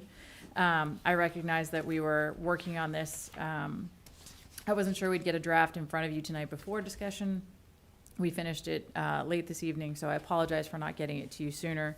So if you would like to review it and get any comments back to Frank and I, we will have it on your agenda next week as well. That'd be great. And then you can determine if you would like to move forward with it. This is similar to the Lot 3 discussions that we had under the prior Marcucci, Gus Murby Lot 3 discussions in terms of seeking complementary uses for the zoning that's in place now. So can I ask a silly question? Sure. Can we get an updated map, knowing that a certain area's been cleared, so we can get a feel for what we Sure. really have going on? Absolutely. And then, and you know what's gonna be helpful with that is, since then, this is an old map, because you don't even have the pickleball courts at Kingsbury. Probably not. And then, and you don't have the construction they have going on in the back. So I think it's just to get an updated feel for what's really going on in that space. Sure. Is that document available anywhere? I have hard copies this evening, and it'll be put into the packet tomorrow morning. So what's the time, or so we get to review this, we'll come back next Tuesday, and then when will you put this out? Whenever you're ready to authorize me to issue it, we'll move forward. All right, yeah, let me read this. This will be my nightly reading this evening when I get home. And let me ask you a question that you wouldn't probably expect to be hearing from me asking. Sure. But, in addition to this discussion for this, if there are any considerations that we should have for how the town, what I'm really looking for is a value that the town would place on this land for town purposes. And I'll tell you what prompted the question was. Sure. You had made a comment about, gee, at some point, I gotta try to find a place to put the school buses. Yep. So my real point is that as I think about selling this land and have thought more about it, it was really that one comment that prompted me to say, well, where will we put them? And I said, well, that's a pretty secure place. So I'm not going there in terms of what I absolutely want, but I am going there in terms of making sure that I have some rough idea of what the town's value of that land would be if the town were using, how valuable a piece of land would that be to the town if we used it as town property deliberately. Sure. That's Would it- completely arguing against everything I've argued against on this lot for the last 10 years. And I fully understand Bring that. back Marcucci. Yeah, well, So and if you were to do that, which is not a horrible idea, because it's kind of, like, personally, it's so cluttered back there right now. Unless Kingsbury redoes their parking lot, it's horrible. I mean, there are a lot, so the parking is, it's, someone's gonna get hurt, I'm just gonna say that, it scares me. The way the cars are, the way things are moving around. So if you were to put the buses back here, I'd be intrigued, would there be a way to get the buses out, going through, let's say, Metacomet Park, and not have to go out past the senior center and down that road? I'm just trying to figure out what land we own, what land we don't own, because I know I've taken my No, cycling. You mean McCarthy Park? McCarthy. McCarthy Park, excuse me. I think, Park, yeah. sorry, you had me. Because there is a dirt road right there that, So like, I think given the environmental considerations on the site, I don't know whether or not that would be possible. okay. In Yeah. fairness, though, Eileen, I've had this picture of a very rustic scenic bridge going through the wetlands connecting Ice House Road to Hospital Road, when we have all these discussions about traffic. If you had an H, it would really be nice, but I was picturing more of this arching bridge. And I'm betting that besides the cost and the environmental issues we'd have to overcome, it probably would never happen, but it would be a pretty bridge. And Yeah. it would, I mean, if you still want to think about this for town property, we don't have to issue this. We can well, no, wait. no, We've no, I been- know, I actually would like to do this. Okay. And I'm not, my question there was not, Yep, I'll tell you exactly what I don't want to do. I don't want to sell another piece of town property at a relatively low price, thinking we're getting something that we didn't exactly get what we wanted. Right. So I'm more mercenary on this one than I used to be. and this is just a lease, just for clarification Yes, yes, purposes. that's It's right, just 'cause the- that's all just we're the lease. authorized to You're do only is just a lease. authorized, the 2014 town meeting only Right. authorized the select board Right. To lease it, yeah. lease to a That's why private Kingsbury is developer. still leased land. That is still a leased property. So you do have, I'm just looking, I want all the options, that's all. sure, It's not a horrible idea, though. I mean, because, that's, again, taking my cyclete back there to go to the woods to pop out at McCarthy. Mhm. So that's just a big dirt pile right now. It's like, there's nothing. So that was just being leveled. Not a bad idea. We'll take some time to think about it. You do have 2 comments tonight. Deb Barrow would like to note her objections for the record that the agenda item as provided in the published agenda did not provide specific detail and inform residents of what was to be discussed. She also would like to note her request to date had been denied for a copy of the draft RFP. Like I said, I think Frank and I were still working on it at 6:50 this evening, so I'm more than happy to send, now that I have shared it with the Board of Selectmen, I'm more than happy to share that draft. Well, we're not voting on anything, so it's not, I mean, I don't, no disrespect there, but we're not, At this point, this has been put forward in this meeting. It is now a public document, I Yeah. think, right? Absolutely. So Yeah, there's no problem that's with what we have these letting meetings for, anybody right? that wants a copy of it to see it. If you finish before 10, I will follow all through on those tonight. tick, tick, tick. No, I mean, because I look at it as this is what we're just discussing it. We're not Right. determining anything. And I welcome Right everyone's, now, though, for purposes of availability, if you're gonna discuss it, it's, whether you vote or not, it's irrelevant. Yeah, I mean, I didn't So come it's- into this expecting we'd take a vote on anything because we hadn't seen the document even. so. Yeah. The agenda item kind of led people to believe, I think, that there was gonna be a vote and then a. We anticipated a vote, but like I said, we didn't finish it until late this evening. So, Right. We've been Yeah. occupied with a couple of other projects this week. oh, yeah. I just wanna see it, that's all, you know. I've sat in enough meetings around this town where people don't even give you an agenda and you're going to go to a meeting, so Right. yikes. Okay. Ms. Barrow would also like you to take a look at the open meeting law requirements for a published agenda. For what purpose? She does not agree with the agenda item as listed. The agenda item as It listed. did not list that the RFP was for a ground lease. It only listed the RFP. So lot 3, if it wasn't a ground lease, what type of lease would it be? Would have been a sale. We don't have the You don't have the disposition authority to sell. to sell the property.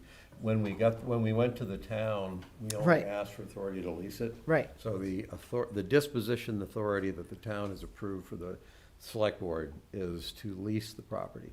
Right. If we ever wanted to sell it, we'd have to go back. Back to town, meeting. yeah. That's why I guess it's like, that. Right. To me, that's what I've known, that we Right. didn't have we would never go up for sale. It would just be, Right. just like we're doing with Kingsbury. Right. Okay.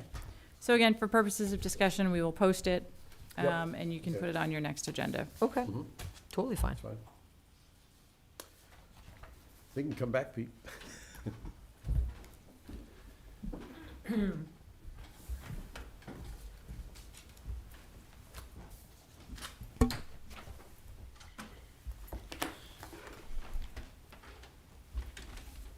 Our next item is to vote to approve a contract with Cook and Company for $9,500 for employee benefit services. Yes, so we are seeking the consulting services of Cook and Company as our health plan advisors. As everybody knows, I have been talking the last couple of years about how we're going to control and rein in our health insurance costs. It tops over $5 million for the budget for '24, and we anticipate that going higher for '25. So we're bringing them on as healthcare advisors to look at plan design changes with us as we work through our Maya renewal. Makes sense. Any questions, Gus? Nope. Eileen? Nope. I'm all set. All right, so motion to vote to approve the contract with Cook and Company for $9,500 for employee benefit services. Second. All in favor? Aye. Aye. Next item is a vote to accept Mass General Laws, Chapter 32B, Section 19. So this is what is they call the health insurance reform law, which is Chapter 32B, Section 19 through 25. I'm only asking for the adoption of Section 2019 this evening, and this will begin the process of establishing a formal public employee committee so that the town and that group can begin to work collaboratively to address our health insurance costs. As we discussed last year, we currently have an IAC, which is the Insurance Advisory Committee. We worked together towards getting a rate decrease. We were not successful in doing that, and our employees in the town faced an 8.7% increase in our health insurance. And that is spending that is not, it's not going to be functional for us moving in the future. So we'll start to work with the groups to reduce that cost through plan design change. Questions, comments? Now that I know what it is, it's like, I have no clue what this is, but now I do. Yeah. I'm good with it. Okay, I'm good. I'm okay Motion. too, so. do All I right, have a motion to vote to accept MGL Chapter 32B, Section 19. Second. All in favor? Aye. Aye. All right, next item is a vote to increase approval from Norfolk County ARPA allocation for payment of interface referral services from $15,000 to $37,000 for FY '24 and FY '25. Hi Kathy, thank you for coming. Kathy's here to discuss it. Good evening, everybody. All right, I'm here with a lot of information. I wish it was better information. The way I framed what I gathered for you was big zooming in. So I have some information, I could bombard you with it, but I sort of cherry-picked the information nationally, state, locally, and then the ask to sort of frame what's going on. And just, I'm sure you're aware of this, but bear in mind, the data is coming from 21, 22, because there's always a delay when you do research to compile the findings and such. So I hope you're aware, but in 2021, the Surgeon General issued a public health crisis for our youth. And he outlined data which supports alarming increase in numbers for youth mental health challenges. Specifically, one data point that I felt was really alarming was since 2009, we've had a 40% increase in youth who report feelings of sadness and hopelessness. So what we see is this trajectory of young folks struggling with mental health was on an upward trajectory prior to the pandemic. Pandemic has exacerbated it. As you know, with mental health issues, there's a lot of factors that play a role. There's genes, there's brain chemistry, relationships with family and friends, neighborhood conditions, social forces, policies, protective factors, risk factors, etc. So some of the factors that scientists hypothesize are playing a role is technology, income disparity, climate change, gun laws, gun violence, feelings of hopelessness and powerlessness, comparing selves to others via social media. There's a whole bunch of factors that there's a lot of research around that. So, and I'm happy to forward you this report so you can read to whatever depth you fancy on these things. So, the Surgeon General felt so strongly about this, he called this a parallel public health crisis that was mirroring our COVID health crisis. So I point that out to you to say this isn't just a Medfield problem, this is a much bigger problem. He called for action for systemic change, and there's all different levels of our systems that he's calling on to help and play a role. I'm here to focus on sort of what I feel like our town can do with my ask today. There's other pronged approaches that we're doing. This is sort of a multi-pronged approach. Some falls on the individual, some the family, some the community, some the state, some feds, et cetera. So it ripples out. So we can do our part, but we can't do everything, obviously. Let me go here. Couple of statistics for you. No, you know what? I'm going to give you the Massachusetts ones because I could give you too many. Those are probably a little more relevant. I don't want to take too much time. I saw the hearty agenda you still have. So let me just give you a couple of things. This information is coming to you from the National Alliance on Mental Health Illness, specifically the Massachusetts chapter. So this is Massachusetts statistics. More than 1 in 5 U.S. adults experience mental illness each year, national. 1,155,000 adults in Massachusetts, these are adults, have a mental health condition. And just for sort of comparison, that is 6 times the population of Worcester. Bay Staters struggle to get the help they need. More than half of the people with a mental health condition in the United States did not receive any treatment in the last year. Of the 363,000 adults in Massachusetts who did not receive mental health care, 30% did not because of cost. Bay Staters are 5 times more likely to be forced out of network for mental health care than for primary health care. So we're talking about access to resources. 273,105 people in Massachusetts live in a community that does not have enough mental health professionals. 1 in 6 United States youth aged 6 to 17 experience a mental health disorder each year. Massachusetts, 66,000 Bay Staters aged 12 to 17 are clinically diagnosed with depression, so meet the clinical criteria for depression. Again, 66,000 here in the state. 1 in 20 U.S. adults experience serious mental illness. In Massachusetts, 260,000 are diagnosed with a serious mental illness. More than half Americans report that since COVID-19, that has had a negative impact on their mental health. In February of 2021, 42.2 adults in Massachusetts reported symptoms of anxiety or depression. 21.9 were unable to get the help they needed through counseling or therapy. High school students with depression are more than two times more likely to drop out of school than their peers. 57% of Bay Staters aged 12 to 17 who have depression did not receive care for it in the past year. On average, one person in the United States dies by suicide every 11 minutes. In Massachusetts, 740 lives were lost to suicide, and 268,000 adults had thoughts of suicide in the past year. I think you get the gist.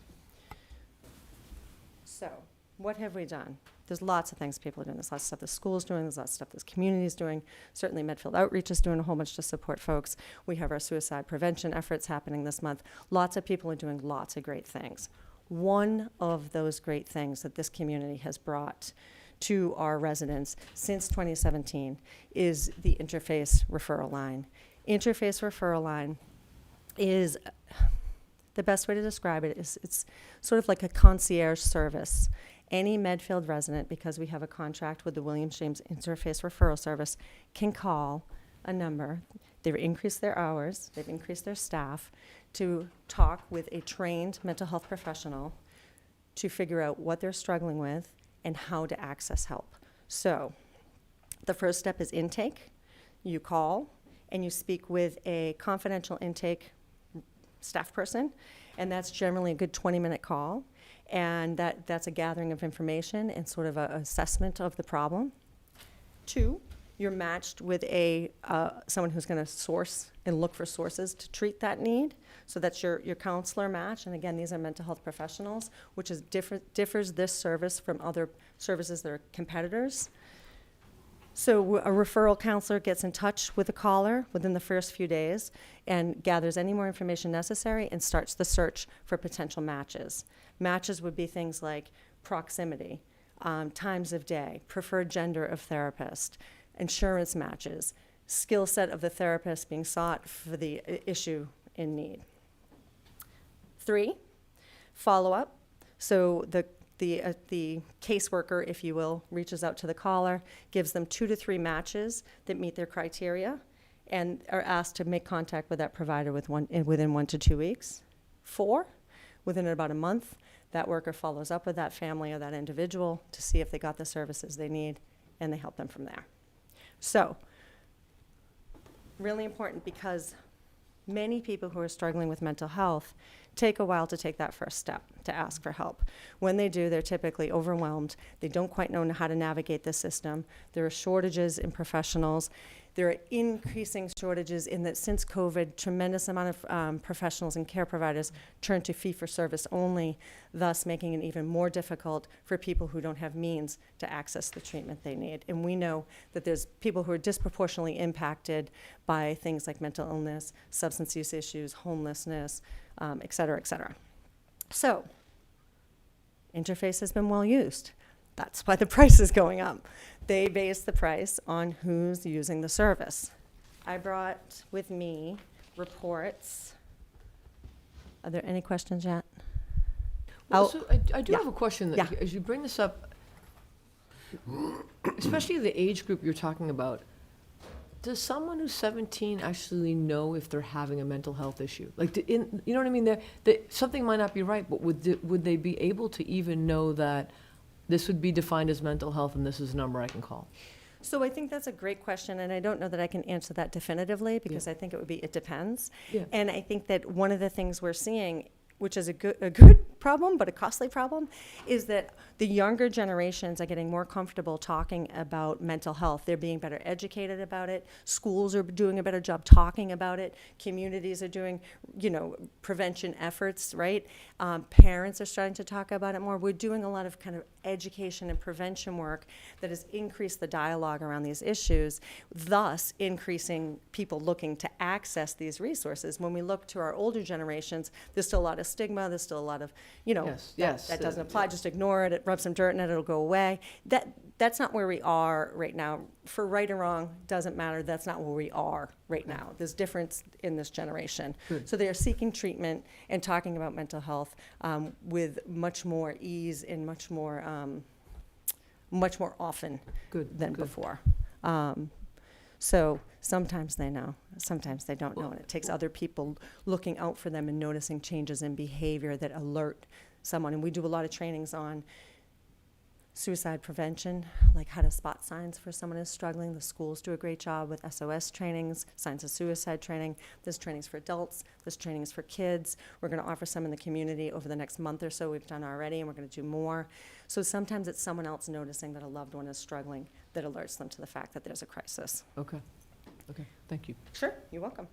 So I brought with me information from 2022 and our most recent 2023. What I can tell you is, for the 6-month window, our most recent 6-month window, we had 71 callers, so 71 people that used the service. Of those 71 people, I just want to make sure I'm in the right. There you go, most recent. 100% requested services in English, language English.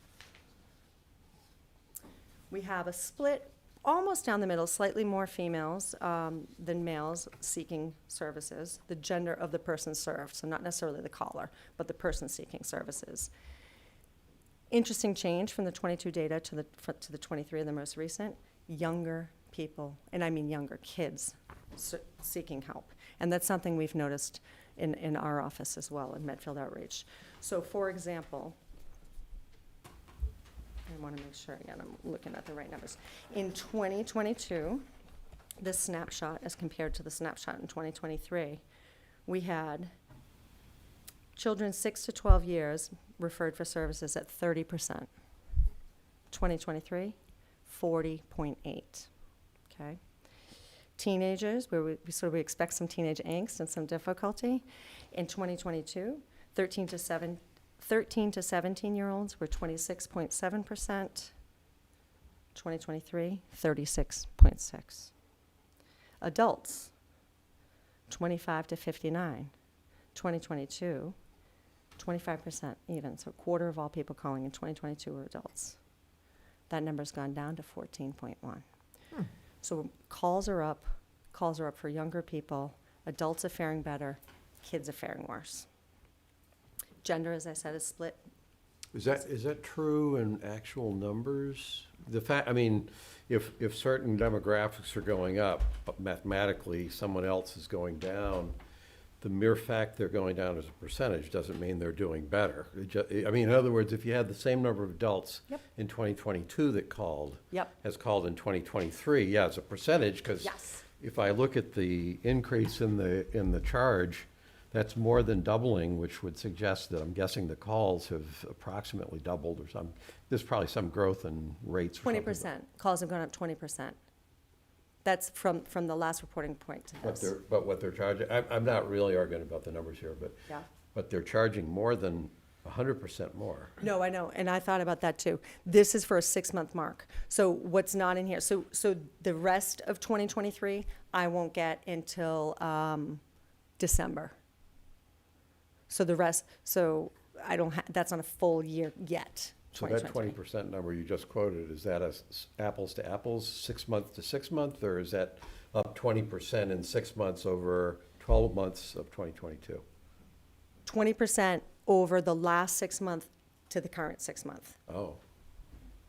There's no seasonality in calls? I know, we don't know. Okay. Good question. Race and ethnicity of the callers out of, I just want to make sure I do this right. I can tell you that there were 57 Caucasian callers, this is 2023, 6 Hispanic, 5 multiracial, 2 declined to respond, 2 Asian, versus 2023. Let me tell you, some are front and back.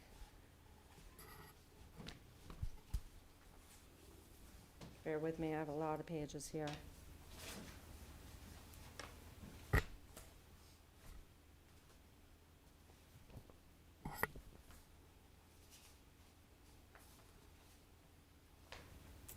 Um,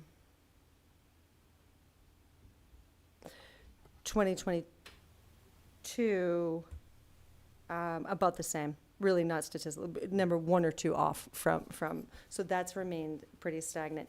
Another change, though, that I thought bared mentioning is in 2022, the type of insurance that the caller had was, geez, I might need to, 88, you got your glasses on? Do you want my?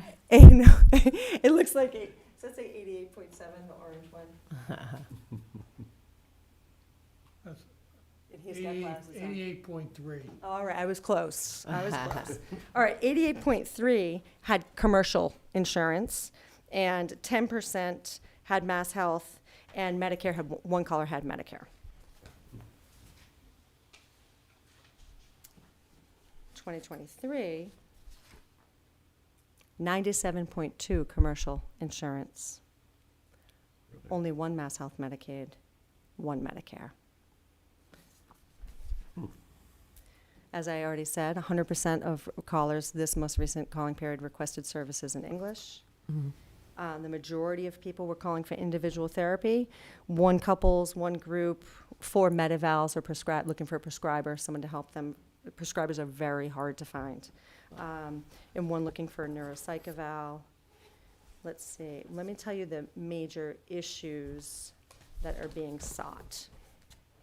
You know, the major issues for which treatment is being sought. Sorry, let me clarify that. Okay, so I'm just going to tell you the highest numbers, and remember, this is out of 71 callers, did I tell you? 37 are calling with primary issue being anxiety. So almost half, about half of the callers. 18, depression. Those are the top 2. ADHD comes in 3rd with 11 callers. Besides that, we have a smattering of things, including behavioral issues. Now remember, when the kids are little, that's what they're going to call them. That's how kids show us they're struggling, as they call them behavioral issues. Anger management, coping with divorce, social issues, so I would think that's peer relations, fitting in, being accepted.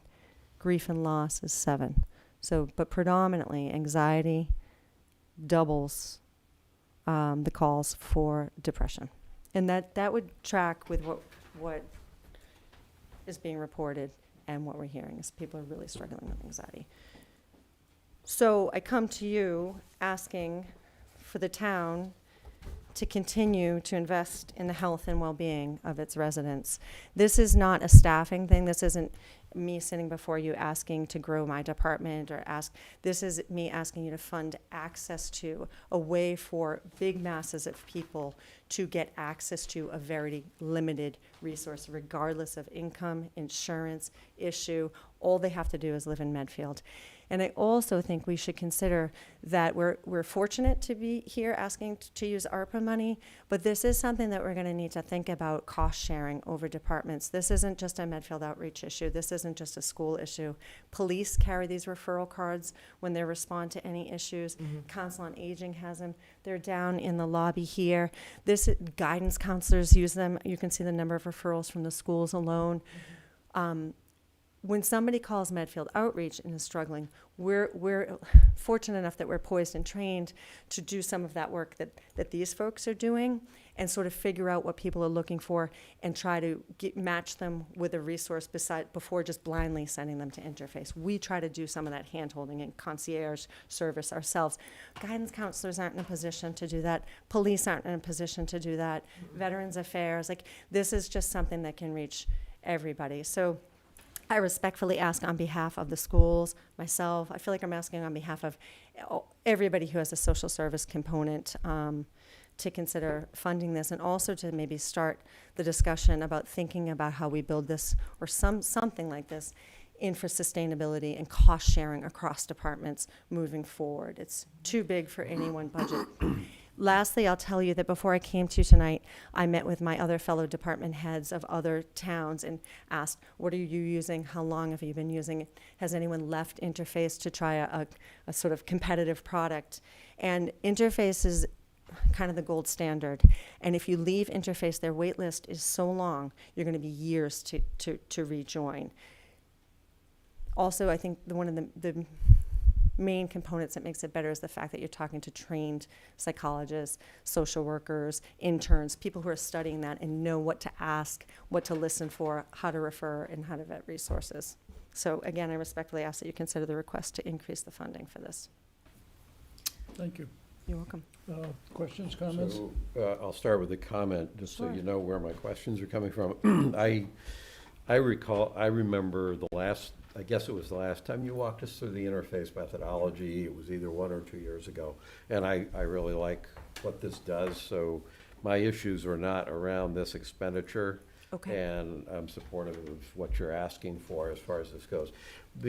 My interests are, I don't have a good gut feel for, if these are trends in Medfield, I kind of have 2 questions. Let me start with the more tactical one. When people get referred to Interface and they go and they get referred, do they track, at the end, when they go through that process, is their situation an acute situation or a chronic situation? You know, how many solutions are arrived at versus, oh, you're in a network that can help you on a continuous basis, which I would call not a success, it's an avoidance of a failure. I'm just curious whether you even know whether that kind of a statistic is. I want to make sure I understand the question. Are you asking me, are people being referred or seeking service for chronic issue or an acute issue? Is that your question? No, I'm asking Okay. whether the solutions are acute or chronic. In other words, there's a solution that says, oh, you have a situation, you've been referred to caregivers who are qualified to help you. Does that help take the form of something that solves their problem and they grow out of their problem and they no longer have the problem?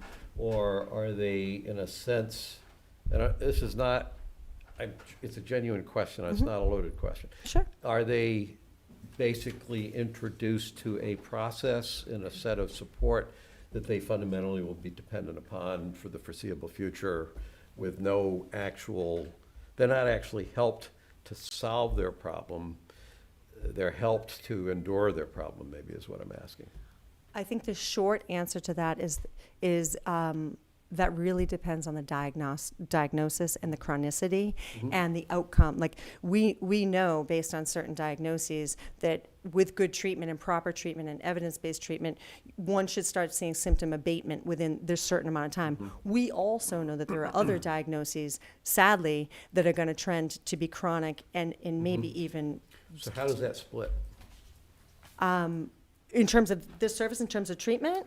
In terms of this services, this referral service is sending people to certain places, they get help. Yep. What's the split between those two? Approximate. Oh, you mean how many are chronic in nature and how many more acute? How many, or how many, yes. Yeah, how but many I'm- can resolve? How many are truly led to abatement of their condition versus those that are not? Okay, so I'm guessing because we don't have Right. that data, but anxiety and depression, highly treatable. Okay. Highly, highly treatable. They respond beautifully to certain methodologies of treatment. They also, with the adjunct of medication for some people, if that's deemed appropriate by a prescriber, that also can support outcome measures. So we're going to see a lot more of those types of cases just based on incidence rate alone of diagnostics, whether that's in Medfield, Medway, Bellingham, Rhode Island. That's just complete statistics in incidence rate of illnesses. Okay, so yeah. that kind of gives me the qualitative answer. So Sure. you had quoted statistics that talked about anxiety and depression being things that really grow. Those are things that are eminently treatable, so chances are what we're doing here is not simply intaking people into a perpetual care thing, but actually getting them to the place where they can get help and they can get out of that hole with a fair degree or good degree of confidence that that's going to happen. Okay. Sure. Second question then is, we've gone through in the last several years with 40B, our housing, at least I don't know, our population hasn't changed that much, so I'm not sure about the actual demographics, but let's say our housing demographics have changed.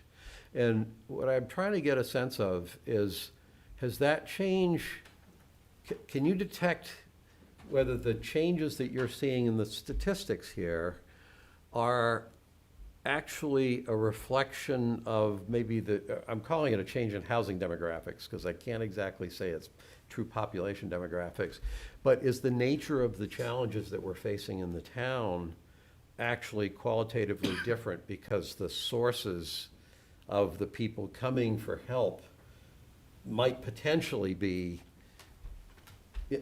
influenced by the shift in the housing mix that we have?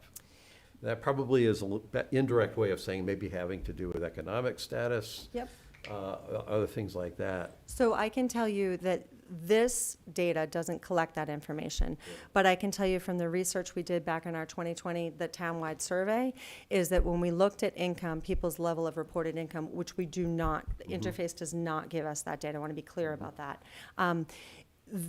People who, when we controlled for income, those folks who were economically disadvantaged, financially disadvantaged, worried more about housing and childcare and access to health, not mental health. Not that they don't need it from time to time, not that they're not looking to access it, but overwhelmingly, that is from the calls that come into my office to Medfield Outreach, no. The answer to you is no. That is not being driven up by that. Absolutely not. Okay. Those are my questions. Yeah. Financial calls to my office for economic pressures, 100% are going up. Well, yeah, so just to get off, not off track, but to go out on a limb on some of this, that one of the things I wrestle with, counterintuitively, is that some people who have the greatest struggles, economic struggles, most difficult times, the one thing that they get out of that is, at an early age, potentially, is the resilience to deal with adversity.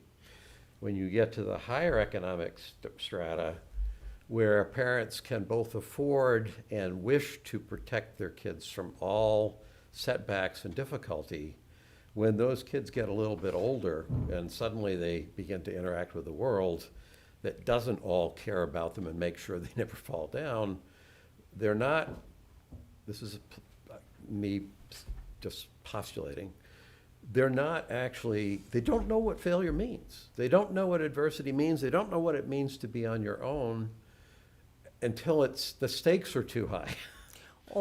Yes, I hear what you're saying, and I think you're talking about autonomy and independence and opportunities to exercise that. Yeah. And I think that any good treatment provider, that's one of the basic tenets of the work we do, is to foster independence and autonomy and success of the individual based on their goals and what they want, not what we want for them. I will say that all the more reason to support these kids in the high school, because we're seeing a lot of kids going off to college being faced with some of what you're saying and really struggling. So I think it even makes a bigger case to support these kids while they still have, and they can get sort of. So what I'm trying to figure out, and this goes beyond what you're doing, so that treatment fixes a problem that was allowed to fester. I'm trying to get to root cause solutions to things that I don't, this is a pretty affluent town. We live in the best society in the history of the world. There's a lot of great things about it, and yet it's almost, I don't know whether it's laws of nature or what. They find a way to sit there, and even when we're in the strongest position, or presume, objectively speaking, should be in the most strong, comfortable, enlightened positions we possibly could be, somehow or another our society creates problems. So I'm not criticizing for when somebody gets to high school, they need support. Mm-hmm. I'm sitting there saying, but the real solution, maybe not for you because you're worried about helping people that need the help, but for me, thinking about a town and what should be the values and what should be the priority, I'm saying, but you got to go back upstream to try to reduce the number of people who get to high school needing that kind of support. what's wrong, and I don't have the answer to this, but what's wrong there when if you just looked at it sort of subjectively, you'd say, but you're coming from the best starting position you could possibly wish for, Yeah. except maybe it's too comfortable. I don't know. I'm Well, trying to figure that one out. parents love their children fiercely. Sure. And parents in this community are fortunate enough to be able to access resources to help their children succeed. Maybe sometimes, to your point, to their own detriment, but unknowingly. And certainly, they wouldn't be doing that. And They're not doing it intentionally. no, of course I'm, not. I'm Of course saying, not. yeah, I'm trying to get to a root cause here Yeah. that goes well beyond Medfield Yeah, yeah. outrage, but. But we're seeing this. There's a lot of hypotheses about why that might be. But I will tell you that a good treatment teaches folks to identify the issues, learn how to identify them, learn to identify their own struggles, learn how to sort of not be tethered in sort of fostering dependence on others, but to Yeah. grow skills that would have them be independent and self-function, self-regulatory in a successful manner. Yeah. Anyway, those questions had nothing to do with your Sure, financial request. that's okay. I'm done. Eileen, go ahead. I support this so much. I think what you're doing is phenomenal. I think that I don't want to say I differ with what you're saying, but like money doesn't guarantee you're not going to have a problem. And I think that in some situations, money creates money creates more problems, right? So if you look at a town like Medfield, I could see where we have a lot of issues, and you have the have and the have-nots, and everyone thinks the haves have it so much easier. And sometimes in those four walls, there's a lot of dynamics going on. So to know that this town cares enough to take care of our youth and our adults, because when I heard you read divorce, loss of spouse, or of death and sadness, like, yeah, and you know what? So this money, the ARPA money, this is the way I like to see it spent. Like, this is where we can really see a tangible result. So Okay. your staff is phenomenal, Thank you. and led by someone who's a rock star. Well, thank you. But it's a shared effort, I promise Yeah, you. I Schools know. are great, we're great, council on agents, with a lot of greatness. Police, we share the responsibility, but thank you for that. So, thank you for coming, Kathy. I'm not sure that I understand this. Are we going from 15,000 a year to 37,000 a year? That's what we've asked for the next 2 fiscal years. So that's a per year cost of 37,000? Yeah, unfortunately, it's not fixed. The cost, there may be a difference. So next year, we'll renew with this money, if you appropriate it this evening. The 37 will Yeah, renew us for 1 year. We'll renew from November. That's our renewal period. They're looking for us to sign, so that's, I think we have, Commit by the end of once we next could year. settle the money, we're probably going to ask to come back and have you, or, in the past, Jeff Marsden has signed on behalf of the contract, so we can figure out who the right person is to sign that contract at a later point, but that doesn't mean that it's going to be fixed at 37 next year, but that would Right. mean that we would know that we have 37 as a starting point. And again, not that we're going to solve this tonight, but I do think we need to think about sharing that expense over town departments, or finding some other way to sustain the health and well-being of all of our residents, because it's something that's cradle to grave. This is, you don't see many babies looking for therapy, but you know what I'm saying. So when I see a number like that, it starts to occur to me, when do you want to bring it in-house? Does it make sense to think about doing that? But, clearly that's up to you and your decision-making on it. But I guess the one question that I had for you is have you, as Medfield Outreach, seen an increase in the demand for your services, your counseling services? Yes, Yeah. yes. Yes is the answer, 100%. And we're seeing an increase in the clients that are being referred being younger, in line with the calls and in line with the other data. And that's part of why we added a clinician in this year's budget, that we have not been able to fill the position yet, but we are close to doing that. Yes. Yeah. So we're Yes. excited about that. Yeah. So we were just talking a little bit, I apologize, we were talking a little bit about ARPA in terms of, we have to commit the funding by the end of calendar year '24. Okay. But we have until '26 to spend it. So I know we were only looking at 2 years, but I would recommend that we go for for a 3-year Oh, or we a have it. 4-year. You have to commit, so we can't increase it after December 31st of '24. We can't increase that amount. We have to have everything committed by then. So I don't know if you want to set a number now, or if we want to just do the bill you have right now and then have you come back. But I would like to commit a significant portion of that to you now, Okay. with the approval of the select board. I do know that the bill now for this renewal period is 37,000, and Interface indicated that they were taking a loss on that because it was such a big jump. They were trying to respect some of these communities that had such a big increase in cost. She projected, Tanya Schneider, who's our contact, projected that the next year would probably come in at 42, 43 if our continued use trends and tracks on. It's hard to predict. It's hard to predict when this is going to see its ceiling and drop off. There is some good news out there post-pandemic that the sense of normalcy is starting to get back, but things take a while to catch that. So we're not there yet. What's the COVID effect? I mean, just based on the numbers you were talking about, so if that's what ARPA really drove from COVID, this is exactly where it should be going. So Christine, your comment about you have to commit by the 24 Yeah. and you have to use it by 26. Mm-hmm. So the window is 3 fiscal years, 24, 25, 26. I mean, as I'm thinking about it, I don't have, we have ARPA funds. I don't have a problem with committing it to something like this because it makes sense.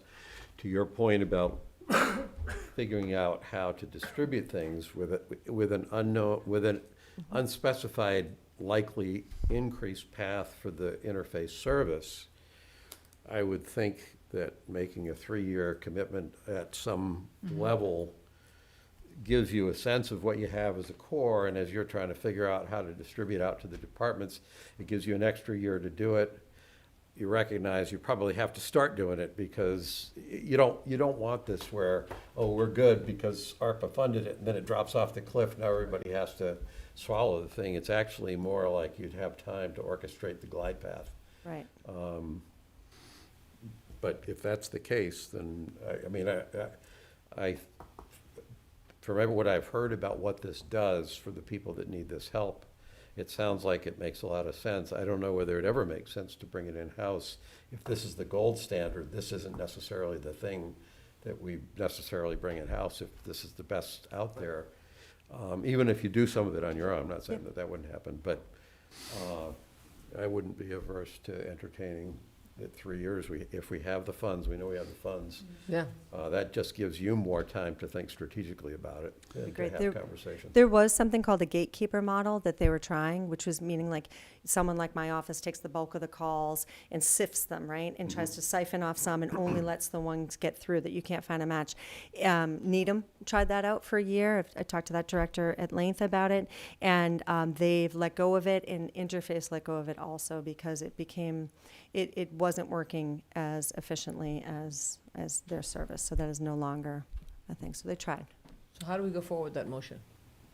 So I think, looking at, we know for right now, so fall of '23, you need 37,000. If you increase that for 45, for 24, 25, you could add a 4th year in there. You could add, But you won't spend it before 26, right? no, because you get the bills in the fall of, Now. so you're getting them now. So if you have a bill in September of '23, September '24, September '25, and September '26, that would actually give you 4 years of funding. I don't know if the board wants to go that far out. It has to be spent by December 31st of '26. So, So the first question for me is, do you want to go that far out? yeah. It goes like that. It really, like, I don't think the trends are gonna change. It's a beautiful window for you guys to do this, and that sets up some good planning and really some good data collection internally as well as through this and with fire, with police, with the schools.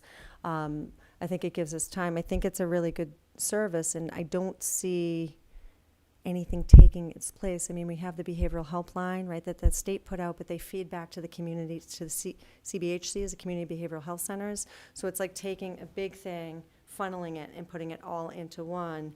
That system gets overloaded, it can't accommodate it. And then, so there are some really good other models that are trying to be put in place they supplement this, but I don't think they replace it. Chris, if we do 4 years and interface disappears for some reason, can we reallocate the monies then or You not? can only reallocate it through December of '24. Okay. I might argue for 3 years. So just that might, simply so 3 years to- might be. yeah. And then what would 3 years, when we So talk I about think- 3 years, my second question then would be back to you, Christine, which is, do we have the are we confident that we have ARPA funds that we don't have any other needs for to be able to commit the 3 years? And then the next question is, and then what actually are we committing in terms of, if it's 37,000 this year, So I just did a quick calculation. I did 37 for this year, and then I bumped it to 45 for the remaining 2 years, and it's 127,000, which we have remaining in ARPA. The other projects we have left, we're waiting for water and sewer to give us their final plan, but they will be requesting the remainder of that money, which I think is approximately 689,000. then there's nothing else you can foresee that we would want to use the ARPA funds for? No, we were planning on taking that 689 all for water and sewer. The only thing, and it may be a conversation you and I have, is that they had previously approved 200,000 for the fuel and heating assistance. Whether or not we're going to need the full 200,000 of that, we could take some of that and reallocate it towards this project instead of the heating assistance. I think we could do that. I don't Okay. know that we need that whole, we can Right. talk about that Yep. offline, but, mhm. So that may be a better idea. What happens if it's higher than your estimates? I mean, higher than what your, And she has to Then- work faster Yeah, to then get we, in the past, when that's happened to us, we have had to seek private donations or grants to cover the remainder of that. Which we've used, and we've also used the Coalition for Suicide Prevention, had been really successful for years with some of our medical partners, BID and Steward and such. And we were really excited that we funded it independently for a few years. For the third year, I mean, if it, all of a sudden, if you're, Well, say your but use it- tripled for next year. But if Kathy's talking about needing to figure out a partnership with other town departments to help support this, that has to happen, even if you don't lose them in the third year, it's over in the fourth year. So there, if, Right. and if it's worth keeping going for 3 years, that's because we're talking about it's worth keeping going for 6 years. Yeah, I'm just interested in keeping yeah. it going, not Yeah. in stopping it. Yeah. I mean, I just, yeah, fine. All So right. why don't I do this? Why don't Kathy and I have a conversation between now and your meeting next Tuesday? And Okay. we'll present a full plan next Tuesday, exactly of what we think, and we can Okay. reallocate some of that heating assistance money that we were concerned about meeting the threshold on that. So what I think I sense from the three of us here in this discussion, though, is the specific concept of getting money to be able to continue the interface service as support. This is just a question of how much money gets allocated and what's the expectation of how Yep. much time it covers. Yes. Okay. Okay. So we'll add I'll put this on the agenda, but you and I can just meet and come up with what we think Very good. with the estimate. Great. Thanks, Thanks very Kathy. much, Thanks, Kathy. everybody. Thank you. Appreciate it. Our next item is a vote to approve the contract with McKechnie Associates for $13,600 for lawn mowing and $21,750 fall cleanup services at the former Medfield State Hospital site. So I'm good with the contract. The only question I have is what's the status of the terminated, have we formally terminated the prior contract? So that's completely off the table? Completely off the table. Okay, Yep.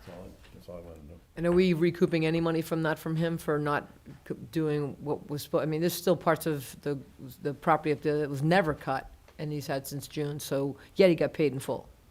Yes, he is not billing us for the, Month of August? yeah.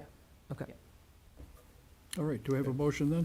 All right, motion to vote to approve the contract with McKechnie Associates for $13,600 for lawn mowing and $21,750 fall cleanup services at the former Medfield State Hospital. Second. All in favor? Aye. Aye, aye. And our next item is a vote to approve a contract with R.E. Brown for $5,000 regarding school end-of-year report procedures. So this is, as you know, at your last meeting, you approved the engagement letter to go with new auditors. Typically, our former auditing firm had one contract for both the school, had one engagement letter for the school audit and the town audit. This firm likes to do two different engagement letters, one for the end-of-year school audit and one for, excuse me, the general audit. The So, only- the same, only- same amount of work that we normally did, just 2 separate engagement letters. So this is just a normal review. That was my question, is who called for this review? This is No, what it's- we do. We do. Okay. We are required to do this, but for the schools, the town, and DESI, so. And this is the thing we're required to do every year. Yes. It's not, what I couldn't tell with that schedule is it almost seemed like there were special questions that were being No, asked. we're required to do it every year, and normally it's just included in that regular contract, so you're just seeing it separated out, so. I apologize, I should have pointed that out at the last meeting. Okay, I'm good. Any I'm good. questions? I talked to I'm fine too, so a motion, please. All right, vote to approve the contract with R.E. Brown for $5,000 regarding school end-of-year report procedures. Second. All in favor? Aye. Next item is a vote to sign the Commonwealth of Massachusetts Standard Contract Form, to accept a state earmark of $100,000 for the town of Medfield to build the Hinckley Playground in compliance with current safety standards and ADA requirements. Again, I'm okay with this, but I wanted to understand how this approval meshes with the prior approvals that we've had. So we've, is this an additional 100,000 to what's already been allocated? This is the additional 100,000 from the 250,000 that we took from ARPA money. So this So wasn't, this is that ARPA money, this is, this is separate, so the town will have put 350,000, $100,000 earmark from the delegation, $250,000 from ARPA. So this is the earmark. This is the earmark. okay. And the equipment is set to arrive early November. Oh, fun. So we're moving forward. Yes. All right, ready for motion? Yes, please. All right, motion to vote to sign the Commonwealth of Massachusetts Standard Contract Form to accept a state earmark of $100,000 for the town of Medfield to rebuild the Hinckley Playground in compliance with current safety standards and ADA requirements. Second. All in favor? Aye. Any citizen comment? Then we have the consent agenda. We have a request for a block party permit from Indian Hill Road to Niantic Street on September 23 from 3 to 7. Secondly, we have a request from MYBA to post signs at the usual locations for an additional 2 weeks, advertising and registration from September 15 to September 29. Thirdly, a request from the Church of the Advent to post signs at the usual locations, advertising their annual holiday bazaar from November 4 through November 18. And lastly, the request from Medfield Youth Lacrosse to place signs at the usual locations, advertising the registration window for spring 2024 season from October 1 through October 15. Do we have a motion to approve all of those? Motion to approve consent agenda. Second. All in favor? Aye. And the meeting minutes, I haven't had a chance to take a look at those, unfortunately, so if we can just hold on those. I am all done. So there. Excellent. Town administrator updates. Just a few things for you this evening. Just a reminder, the Dog Bylaw Committee is having a forum on September 20th. That will be a hybrid meeting, but you can come in person to Chenery Hall if you would like. The draft recommendations are available on the Dog Bylaw Committee webpage.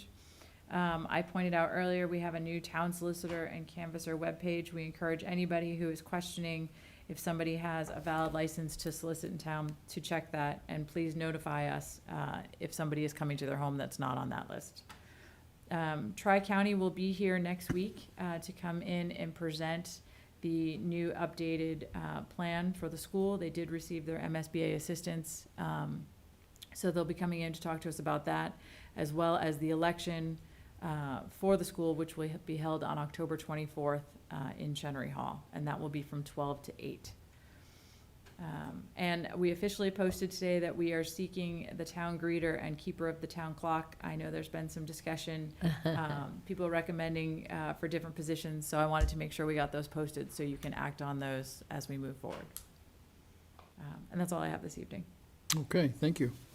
We've got a huge number of next meeting dates going through the annual town meeting on May 6th of next year. Select Board member reports. Mr. Murby. Not a lot to report, other than that I had a meeting with Steve Callahan and Bill Warner about the funding for the new school project last week. at the Noon Hill Grill, which is a great way to talk about long-term planning, and Bill was kind enough to pick up the tab, so that made it even better. But there was basically, there's several things. Steve Callahan's done a great job of projecting, trying to take a look at what the financing costs would be. And one of the things that came out of the discussion was the warrant committee is, in addition to just looking at the cost of the school, they are actually looking at the tax impact of the school. So they have a number of ideas about ways that we could look at funding school that wouldn't necessarily be exclusively a tax levy hit when the time comes. And we have some time. We're not in the MSBA program yet. Good. The school, whatever it's going to be, is several years out before we're going to be producing it. And they were looking at different ways of doing it. I think the thing that will probably affect us the most was a big part of their thinking around that is as we sell off land, like we have done with the Hinckley South property and as we'll do with the state hospital, the money that we get for selling town land obviously has to be used for capital expenditures, so it automatically has to go into a long-term, or has to go toward long-term capital expenses. The thing I didn't appreciate until I talked with Steve and Bill was the way the law works. If I was thinking that we would have the option, if we sold land, if whatever you got from the proceeds, you could throw it into that capital reserve, the capital, long-term capital building maintenance reserve fund. You can't. You have to have its own reserve fund. You can still use it for that, but you actually have to have a separate reserve fund to capture the proceeds from land sales by the town. It's an administrative nuance. They obviously were trying to get a sense, or they think it will be important to have a sense of whether the town is committed to allowing the money that we might collect from sales to go toward the school. At first blush, I don't see any reason why we would want to sit on that money and not have it go toward the school and make the taxpayers pay for more of the school. So at this stage of the game, I think it would probably make eminent good sense. That's probably what we're going to want to look at doing. It's important for them to have a good sense of that from the standpoint of modeling costs. But anyway, bottom line is using my old standard updated for the current situation, the gap is not as bad as it might have felt because the standard I was using, we're paying off principal, so our remaining debt principal is going down and our budget is going up. So my standard of total debt not exceeding total town budget, if you crank it out 5 years, it looks a lot different in terms of what the school could cost that we would pay for.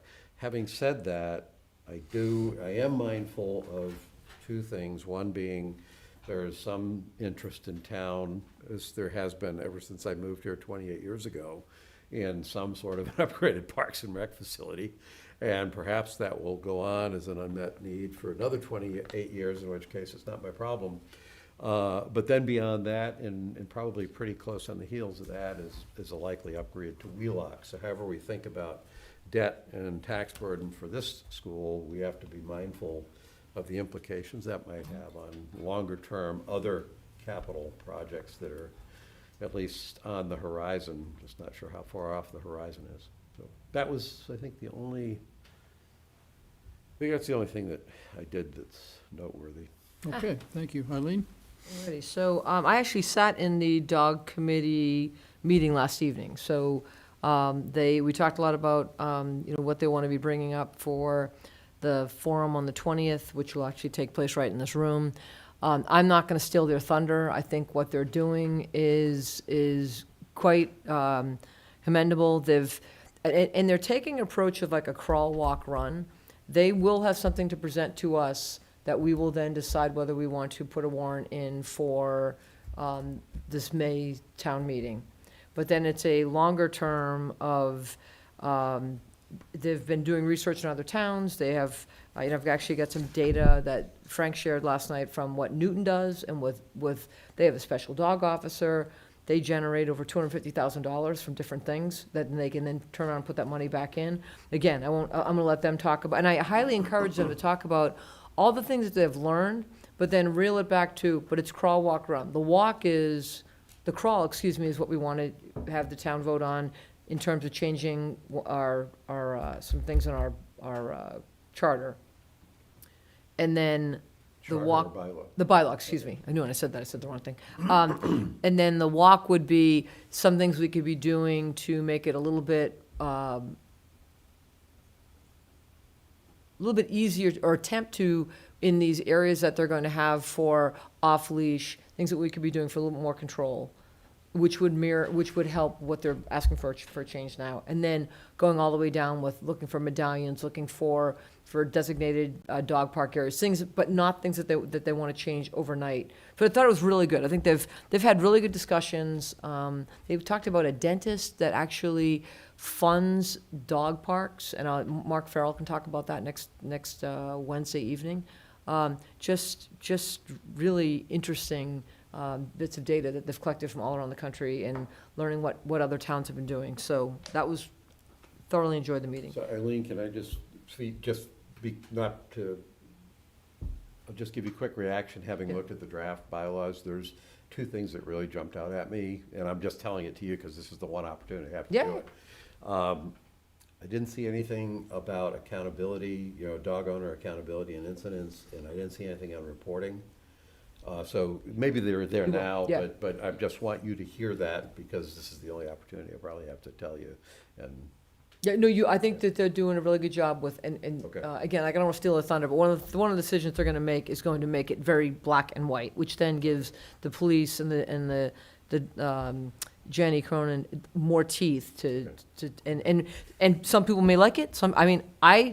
I don't love it, but I also understand why they're going to do it, and Okay. it is what it is. Okay. But I will support it by 100%.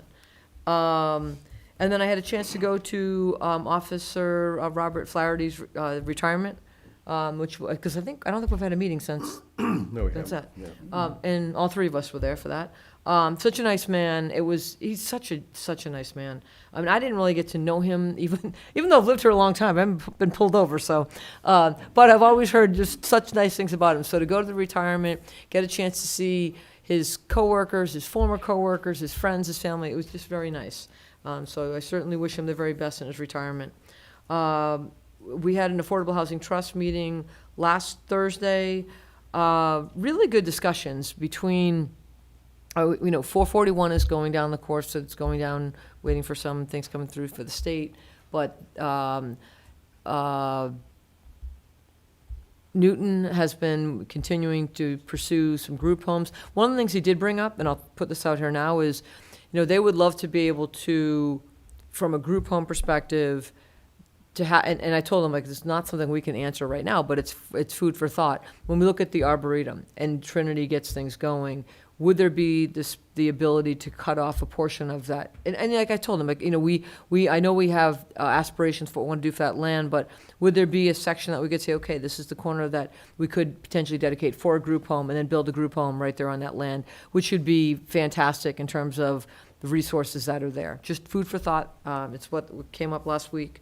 It would be better if it was in the downtown, because most of the people living in the group home aren't going to be able to drive anywhere, so. Well, they've also approached Trinity. I think, Christine, you're aware of that they've asked Trinity to see could they do a section in one of the buildings that would have maybe 3 rooms together, and then at least 3 other areas. So if you have adults that don't need 24-hour, but need a weekly check-in or a daily check-in. So again, I love the conversations that are being brought forth.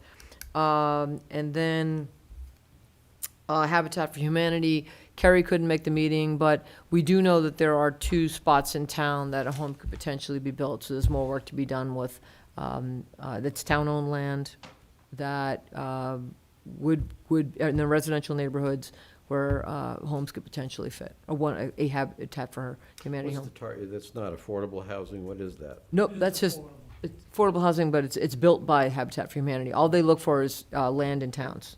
Yeah, I understand, but what, with a projection of 17% affordable housing with the Trinity project, what is our goal in terms of how much affordable housing are we trying to get to in town? Well, I mean, if it's one home and it's Habitat for Humanity and it's something we can move on, we still are ways out with Trinity, so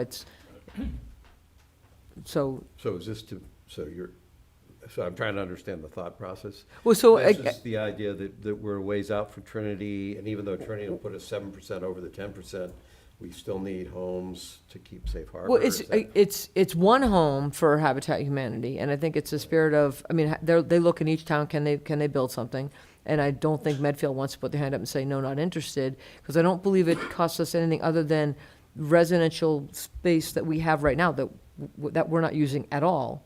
Well, what I'm being sensitive to is it does cost us something in the sense that the tax burden for the schools we have and the things like that fall on the people who own the higher price. I understand why people would love to move to Medfield for low-cost housing to be able to tap into one of the top 20 school systems in the state. But when we put more and more of the burden on a smaller and smaller percentage of the town, I'm worried about how that stays funded. If we turn into an average school system, because we have people, our taxes are already problematically high in terms of the people that are, just the regular housing. I'm just trying to say, where are we trying to get? We're already gonna overshoot the 10% by 7%. And yet we still seem to be looking for how to build affordable housing. And I don't know what the. Well, I mean, vision of the town is. to me, it's one home. It's not 17, it's one home. We're already jumping the gun, there's gonna be 3, 4, 5, 7 kids, it could be one kid. I don't look at it as anything other than the Habitat for Humanity is a group that tries to build homes for families, right? And I don't think anyone here would say we wouldn't want that. And I understand where you're coming from, Gus, that State Hospital comes together, right? Again, today, that's not locked and loaded. We hope it is, but there's still nothing graven in stone. So we move forward, and if it was 17 homes, I might be like, okay, we're going a little above. But one home is not going to break the bank, and it's Well, okay. okay. Talked about the email from the gentleman that was concerned about solicitors, and then it just attended Jean's event up at State Hospital this past Saturday, the Buffalo Tom concert. Unbelievable turnout. They had, I think they sold over 1,000 tickets. It was a group of older folks, and everyone cooperated. We whistled and got them out of there as the sun was setting. But I was happy for Jean, because it was one of the events where they were hoping to see a crowd come together and really embrace the band, and people came just like a regular concert, came like right up to the front. It wasn't like everybody was sitting back chatting and there was this group trying to entertain people. So it was nice. And the fact that 2 out of 3 of the performers are Medfield high school graduates, one being, I think, class of 82, the other being class of 84. What a great way to come back and to be celebrated.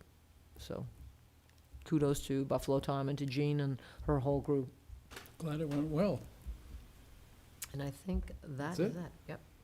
So for me, it was, I sent an email with suggestions to the dog bylaw committee. I went to a meeting that the Medfield cares about protection that Kathy and McDonald and Mary Haas had, and Tyler. And I told them afterwards, I thought it was the best meeting I'd ever been to. There was an agenda, there was all these people from the recovery side of things that attended for the first time, 3 people. It was just a very excellent meeting. There was a lot of material that was covered. It was, I went to that Bob Flaherty retirement, as you talked about, and it was so nice to see him being honored after so many years working for the town. Again, somebody else's decades with the town. I had my office hours, and there was somebody who came about Pulte and the state hospital issues. There was someone who was concerned about the sidewalk from Pound Street up to Shaw's. There was an email from somebody else about that same sidewalk. This one person was concerned about the water and sewer, the minimum bills, because she's a senior and doesn't use enough water, so she gets hit with a minimum bill. And it hadn't occurred to me, but, obviously water and sewer just thinks that you have to pay a minimum amount, and I didn't know that. I'm not sure why that is, but so I passed that information along to Mo and the water and sewer people. Can we cap it then? If there's a minimum, can there be a maximum? Pardon? I'm kidding. If it's a minimum, can there be a maximum? Well, I mean, on the maximum side, I'd want there to be a high rate for people kidding, that are I'm kidding, using a I'm lot. Because I think we need to discourage the lawn watering generally, but, and she had the same reaction with the transfer station fees that for seniors, you know. And I'm always thinking that we want to do things to actually to encourage our seniors to stay here. Kathy, yep? Am I allowed to speak? I just would love someone that, when a resident knows about our community assistance fund, and she can reach out to our office and we might be able to help her. Good. So if you were to get any of those issues later, in the future, you know, some things we can fund, and when I say we partner with the Medfield Foundation, it's not our money, but I just wanna bring that to your attention, that those are requests that we've helped people. Yeah, thank you for mentioning that. I'll send that information along to her. There was a comment about speeding on South Street that I sent along to the chief, and then also there's apparently a town-owned parcel up on the corner of Juniper and South Street where the trees needed action, so I sent that information along to Mo as well. And that's it for me. Informational stuff. Anything that we need there, Frank or Chris, or? You just brought something up I thought actually was gonna be on our agenda, and it's not. Is it on next week's agenda, addressing the Pulte water discussion? Are we bringing that up at all, or? We'll have it on a future agenda. Okay, I don't think it's been determined to be on that agenda or not. So I had sent a suggestion to Chris and to Maria today or yesterday, suggesting that, well, I want to be, I know that Maria's been appointed the Medfield representative by Dover, and so I told Maria that anything that she gets, I want to see, because I'm very interested in that whole project and want to stay informed. And, but I was suggesting that maybe we should have something on our website about it, So because we're people are just so gonna have, interested. we're gonna have a project link, Yeah, good. that will directly go to Dover, but anybody who's interested in that project should be signing up directly with Dover, for any meeting notifications. I don't wanna give anybody the false hope that I don't wanna make sure we don't miss a meeting that somebody wanted to attend, so right. they should definitely sign up with Dover in case there's any meeting changes on that end. There's a Concom meeting tomorrow night in Yeah. Dover on it. Yeah, so we'll create a landing spot for people, but we'll forward them out to the town of Dover. So, again, I thought, and as I said, I looked at the agenda and I realized it wasn't on there. And we had an executive session, so are we going to bring anything forward regarding what's happening, or We just haven't set the date for the discussion. with the discussion in public so people can understand our position? Yep. And is it safe to say that we could do it next week, or is there a reason why we wouldn't want to do it sooner rather than later? Because I've had a lot of people approach me, and I've said, you know, we've had an executive session, we'll bring our No, our- it's up to the chair. The chair Okay. sets the agenda, so if the chair would like to do it next Tuesday, we can do it next Tuesday. Sure, we can put it on the agenda. Okay, I think that would, Yeah, because there's a tremendous amount of interest. there is a lot of interest, yes. Oh, yeah. Well, and especially, it's the interest that I'm getting is, are we looking to sell water? And I'm I gonna, think that's our I concern. think we That- need to, Yeah, that's all I'm saying, is that's the Yeah. question I've been getting, and I'm like, okay, I can't comment on that. Why not? Are we looking to sell water? Yeah, why can't you comment on that? Well, I can comment on my own personal opinion, but I'm not going to comment on what we talked about in executive session. Okay. Right? I mean, I'm not looking to break any laws, so I don't say what anyone, I don't express your opinion or Gus's opinion, but I know what my opinion is. All right, well, we'll have it as an agenda item, I guess, at our next meeting, so. Anything else we need to cover? Get some extra chairs. It'll make up Yeah. for the Well, I think that's why we don't have a lot of people here tonight, because it wasn't on. It'll make up for the light crowd tonight. Well, again, it's just, I'd rather get ahead of it than let it fester. So do we have a motion to All right, adjourn then? motion to adjourn. Second. All in favor? Aye. All right, thank you. Thanks for coming, you guys. Thank you, Medfield TV, again. Bill, you working on your Halloween display?